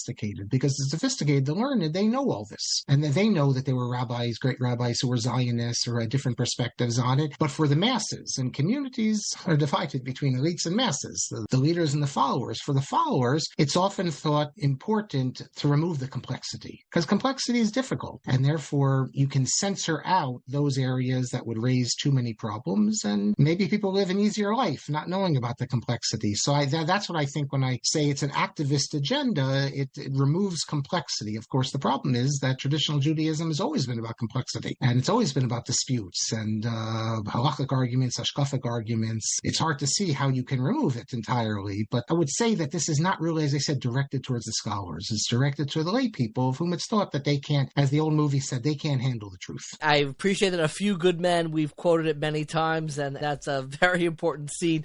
As a historian, there's a professor of business ethics at Yeshiva University, the flagship American university for the modern Orthodox, who would play some secular movie about business. What are the famous ones by that David Mamet? And his students, as the years have gone by, have become increasingly irate because this secular movie has all sorts of cussing and swearing, and so even the modern Orthodox, many segments of the modern Orthodox community have become increasingly insular, and they are less and less open to learning anything from the outside. And you obviously try to remain somewhat objective and sober when you are analyzing material. I'm curious in particular in the book that you wrote about censorship. So to be objective and sober, right, you have to have the buffered identity. Do you ever see an act of censorship that was either so egregious or so frustrating that you yourself found yourself getting upset? Right, you're only going to get upset if you have left the buffered identity for the porous identity. This is not right. I have a great attachment to Rav Kook. In fact, my next book is on Rav Kook, so I've spent a lot of time on Rav Kook. That's exciting. Yes, God willing, it deals with his new writings. But Rav Kook has been subject to censorship from both sides. You alluded to it already. Much of the censorship is from his own students, who either because they thought the generation's not worthy, is not ready for it, or they thought that he would be attacked, they've censored him. That upsets me, but not to the same way as the other form of censorship, when the opponents of Rav Kook censor. Okay, so I think it was the movie Glenn Ross that a professor of ethics, business ethics at Yeshiva University would show, and it contains cussing. It's written, I believe, by David Mamet, and Glenn Ross, and the more traditional you are, right, the less open you're going to be to these outside perspectives. Rav Kook, he was the Rav of Jerusalem. Yes, there was what's called, today we call it the Eda Charidit. There was a separatist community, a small separatist community led by Rav Sonnenfeld, but the mainstream community, and this included the great yeshivas, the great families, Rav Elyashiv's family, Rav Shlomo Zalman Auerbach, just to mention two that we know today, they were all in Rav Kook's camp in the Great Dispute. That doesn't mean that they all agreed with everything Rav Kook said, but they regard he was the Rav of Jerusalem for them. So to see his approbations, his haskamot, because everyone wanted a haskamah from Rav Kook, and to see mentions of Rav Kook and discussions of him, to see them removed from Sfarim, and not because they're trying to protect the rabbi, but because they want to destroy him, that upsets me very much. What you just showed me a picture is a different issue. Well, this is a first edition. Right, so when you're in scholarly mode, you probably can't afford to get upset, because as soon as you get upset, that's going to cloud your vision. I'll set it up. Okay. I have a first edition of Rav Hutner, whose writings I admire a great deal, but I bought in auction a first edition of his work, Torah's Nazir, which begins on the first page. It says, Michtavei HaGaonim, in plural, the letters of the great sages, and you'll see in the back, it has a letter from Rav Kook, but in the later editions, as is somewhat famous in the yeshiva world, that haskama, that approbation of Rav Kook was later taken out. Who took it out? But who took it out? Rav Hutner himself removed it. So he's entitled to remove it. It was given to him. He can decide. He moved away from Rav Kook in his later years. He took his picture off the sukkah also. Yep. Although he never ceased to regard him as his teacher from the standpoint of hashkaf. So I'm looking at the chat, and there's conversations about various betting tips for this weekend's NFL games. And so what drives the urge to bet is because you need more excitement in your life. Why has your life been drained of excitement, purpose, and meaning? Because you have entered too much into the buffered identity, in a strong, porous identity where you feel one with your community and with your family and extended family. Right, there is much less need to chase these artificial forms of excitement. So he moved away from Rav Kook. So he is entitled to remove it if he wishes. Had he not done it and had someone else... Right. You find people who don't have children, right, who are much more vulnerable to excitement chasing. Right? Most normal people who have kids, they get all the excitement they need from their kids. So I just saw Nobody 2. I love Nobody 1. So it's a nobody, an accountant who is placed in extraordinary situations, and he turns out to have extraordinary skills at killing people. And so in Nobody 2, he goes with his family on a nice, peaceful vacation, but the bad guys won't let him be. Just wants to be a nice family man. I just love this setup for movies. It's set up in Patriot, starring Mel Gibson. I just love the setup. Just an ordinary bloke just wanting to be with his family, but the bad guys won't leave him alone. After him taking it out, that would be more problematic. Absolutely. So I find these movies very exciting, and they feed me. And why do I need this excitement? Because I don't have children, so I have to turn to these artificial forms of excitement. But because I have a personality that is vulnerable to addiction, right, that which is exciting is also dangerous for my well-being. Fascinating. Your book on censorship focuses a great deal, nearly exclusively, if I remember correctly, on the Orthodox community. I'm curious if you have ever found acts of censorship in the non-Orthodox community. So the more traditional, the more passionate, the more porous the identity. Non-Orthodox forms of Judaism are less passionate. They're much more of a compromise with modernity. They align much more with the modern secular world. And so there's less incentive to lie. And if not, why not? Very, very rarely. I can't even think of any offhand. I asked colleagues of mine as I was preparing the book, have you ever seen anything like this in the Christian world and in modern time? Right. The more priority you put on relationships, the more incentivized you will be to shade the truth.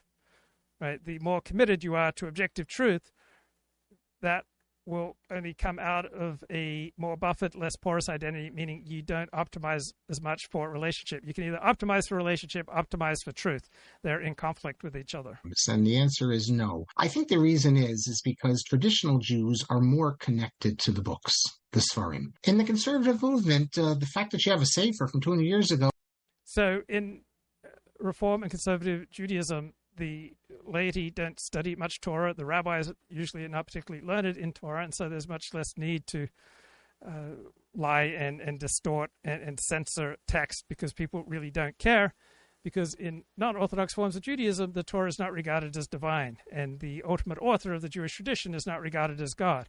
But in traditional Judaism, where the author of the Torah and the ultimate author of the Jewish tradition is God, then you're going to be much more passionate, you're going to be much more incentivized to study, and you're much more likely to argue and to engage in schisms. So it doesn't really have existential importance to people today. It's a book. What do you need to censor it for? It doesn't affect my life. We live our own life. Do you need to censor St. Thomas Aquinas if you're a Christian because he said something you might not like, or someone from the 15th century? No. But we, as traditional Jews, every one of these books is still connected to us, and our lives are based on these books in a real way. So therefore, all these books can create problems. If they say something, they raise a theological issue, issue or a halachic issue. So that's why there's a motivation to censor them. It's only people who are connected to all these writings. In the non-Orthodox world, these are of antiquarian interest. So no one has any interest in censoring it. It's not really relevant to their lives. Like the whole idea of a sefer, that's something that we have. The other communities don't have, and that's why. I definitely appreciate there's something very beautiful about our relationship to our books, and though I'm not a fan of censorship, I find it moving that what motivates the act of censorship is our connection to the scholarship. You published a beautiful collected work of your own correspondence with different Jewish leaders. I think it's called, help me out, Man Malchei Rabbanan? Igros Malchei Rabbanan.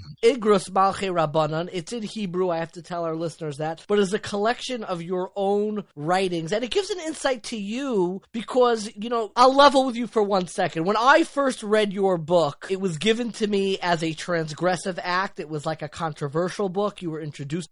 So I remember I once interviewed someone who was the principal of an Orthodox Jewish day school in Dallas, and he ended up becoming an atheist. And the key beginning step on his path to atheism was reading a book by Marc Shapiro on the principles of Jewish theology. And so for the traditionalist Jew, this Shapiro scholarship may be seen as a challenge to faith, and some people will indulge in it and they will lose their Orthodox Jewish commitment. For others, it will excite them and raise them up.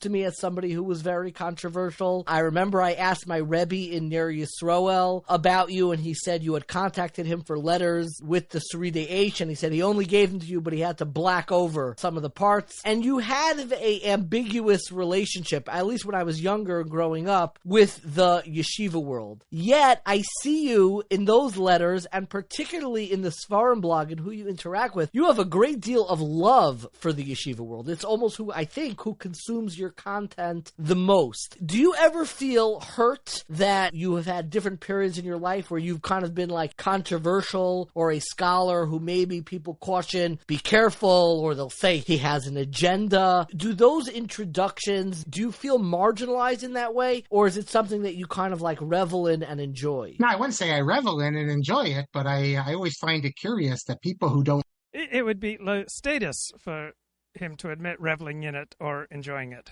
So he would never admit it, even if there was truth to it.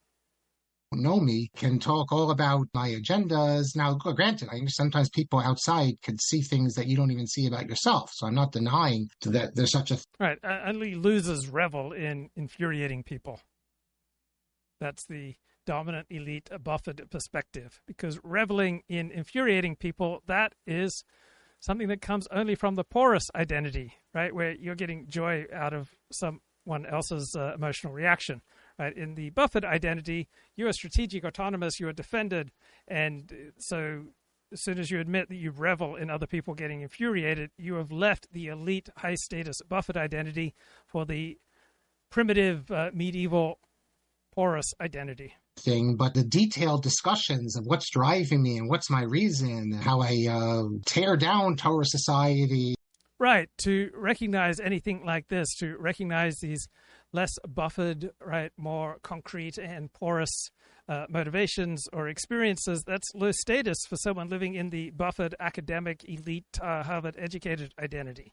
And so the more elite your identity, the less likely you are to confess to experiencing the joys of the porous identity. Things like that. But that's usually the polemicists. It's not the scholar.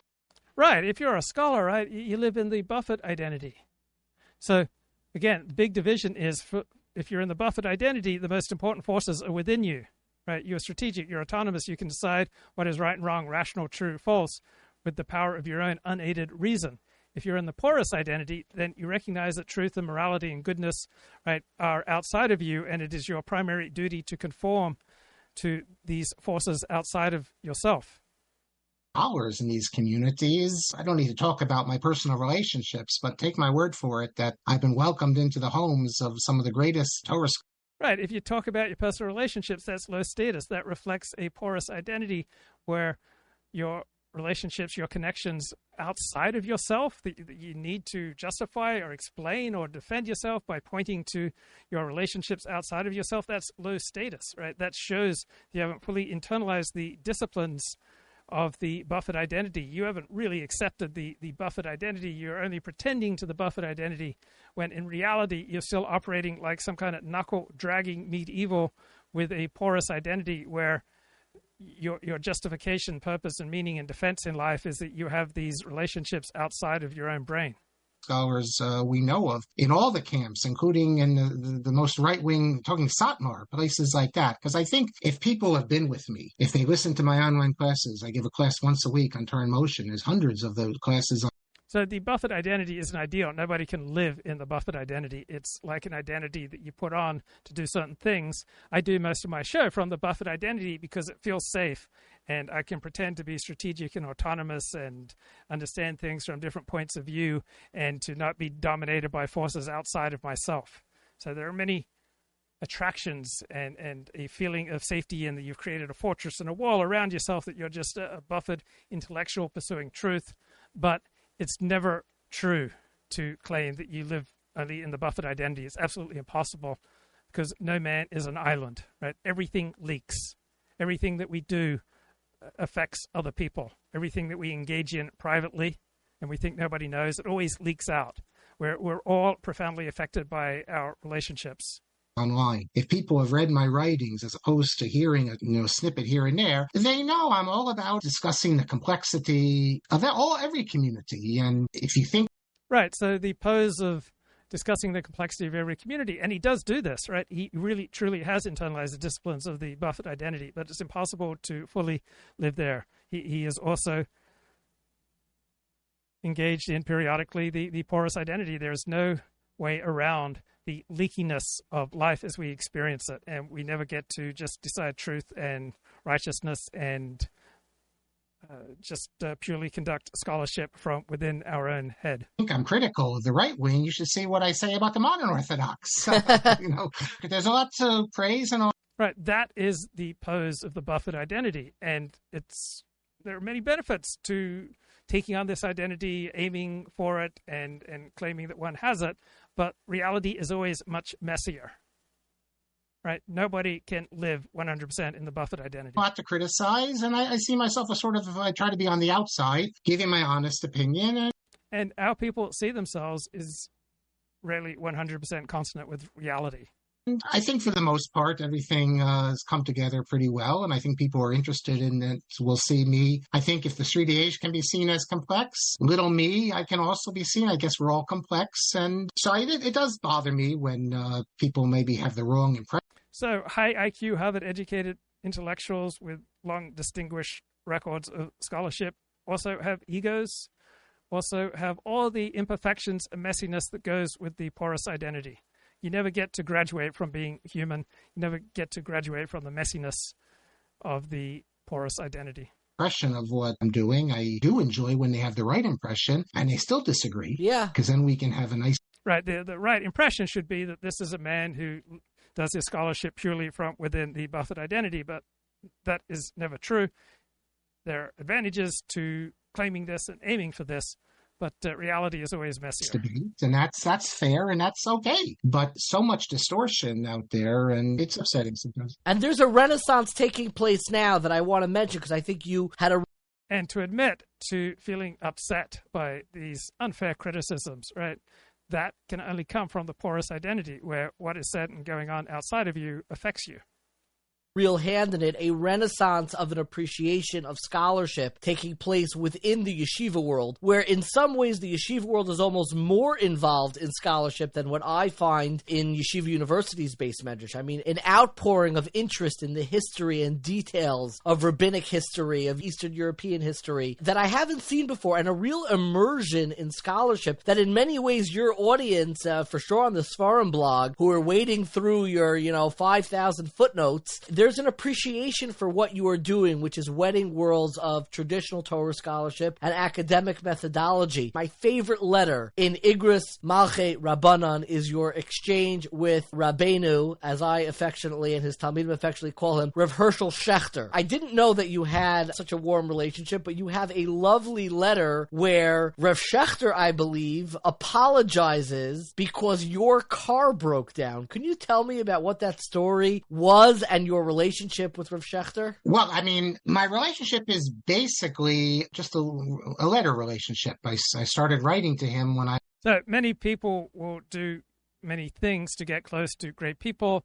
And so it's quite common in traditional Judaism that people who want to get close to great learned rabbis will do favors for them. I was in yeshiva in Israel, so when I was 19 years old. So it's taking back a long time. I don't have a personal relationship other than when I see him to ask some questions and things like that. But from long ago, I recognized that he was quite unique in his Torah knowledge, and not just his Torah knowledge. There's a lot of people who have great Torah knowledge, but the ability to give a shiur, to stand up, just maybe little notes here and there, and just on any topic under the sun, just to speak. It's amazing, and it's blown me away for decades now. Whenever I could, I'd go listen to the shiur, and there was in my town, they had an arrangement with him that he'd come every 2 or 3 months before COVID. So one time I'm there and someone has to drive him back to Washington Heights. I asked, can I drive him back? This will be a great opportunity, in the car, ask all sorts of shilas and discussions. So I take him, and maybe 5 minutes from leaving the shul, so West Orange, New Jersey, we're on the highway. So I did the same thing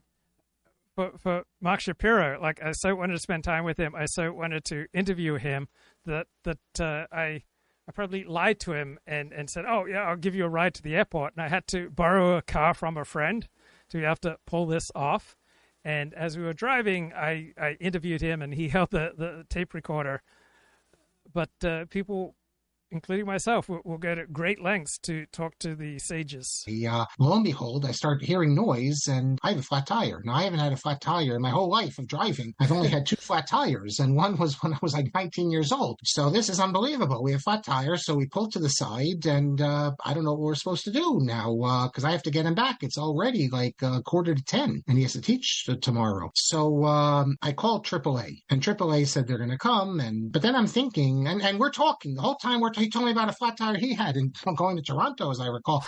But so we're talking, and I'm enjoying it because this is giving me all this extra time. But now I'm realizing. So Rav Schechter has a formidable mind, and he's also incredibly brave and open, and he will share things in his public talks that most rabbis would never have the courage to share. I think he even talked about dating multiple women at one time, looking for a wife. After maybe 30 minutes or so, that this is a problem, that he has to get back. So I say to him, I'm going to call someone in my town, and they're going to take you home. And he says to me, no, don't call. It's okay. Let's wait. Like, can you imagine how embarrassed I would have been if this had happened to me, and for some reason, like, Marc wasn't able to get on his plane. It was a Saturday night. He wanted to go home to the East Coast to be back with his family. I can only imagine the embarrassment and the pain and the awkward feelings that come up in this situation. Hey, let's wait. Okay, we wait a little while longer, and I say, but even when the AAA comes, I don't know, they put the little donut in, and I have to go all the way, I don't know, it's safe, drive all the way to New York. I should just go home and get someone. So finally he agreed. I remember I went to a Heather McDonald talk, and then at the end of it, there was this limousine waiting to take her back to Orange County. And I said, oh, I'll give you a ride. And she said, oh, okay, I'll go with you. And then she said, oh, wait, you still drive that old van? Yeah, I said, I do. She said, I think I'll take the limousine instead. But many of the drivers for limousines are illegal aliens who drive rather recklessly. And one, through his reckless driving, took the life of the distinguished CBS News 60 Minutes correspondent Bob Simon. So we call someone, and the guy, one of the people who arranges sharing, he comes, he pulls up the side highway, takes him, and he gets him home, I guess, 11:30. He got home instead of getting home maybe like 10:30. And through all that time, I got all sorts of good Torah and things like that. Okay, so a few weeks later, I had sent him something, actually something from the Sfarim blog, all about the yeshiva world, whatever. He writes me back, but then he says, and this is what I find amazing, because everyone knows Rav Schechter is a great Talmud Chacham, but sometimes we often overlook the human element. And he's someone. Right. So there are very learned rabbis who are not particularly nice, but then there are also very learned rabbis who are incredibly righteous. Who every single night he's giving shiurim. I don't know how he prepares for shiurim because he's at YU during the day and every night he's somewhere else. But he writes to me that, what I did was wrong. I shouldn't have left you on the side of the road. And I'm sorry. And I find that amazing. Because first of all, I would say Rav Schechter's wrong. What do you mean? What's he going to do? He's going to remain with me? He has to get back. He has to be up early in the morning to give shiurim. So the more intelligent the person, the more ability they have to engage in abstract thought. What is empathy? It is the ability to place yourself in other people's shoes. In other words, empathy is abstract thought, and the more ability you have to engage in abstract thought, the more intelligent you are, the higher your IQ, the more ability you have to place yourself in the situation of others. So I invariably find that those people who have the most empathy for maybe something that I'm going through are the most intelligent. Now, this isn't that high IQ intelligent people are always just overflowing with empathy. It's just that they have greater capacity to put themselves in your shoes. And so the least crime-ridden areas will overwhelmingly be those areas with the highest average IQ. What are you going to do? I'm a big boy. I can wait for something. But it shows you that even 2 or 3 weeks later, it still was bothering him. Incredible. And that's something, the human side. Now, I asked Rav Schechter if I could publish the letters he sent me, and he said yes. I don't think he would have wanted that letter to be published. He was thinking of the halachic letters, but I thought it was important to publish it. I am very glad that you published it. And I think it. Right. I wouldn't want you to publicize my deeds of kindness, my good deeds, to portray me as a righteous man. I'm a humble, simple Jew who will talk to you later. Bye-bye.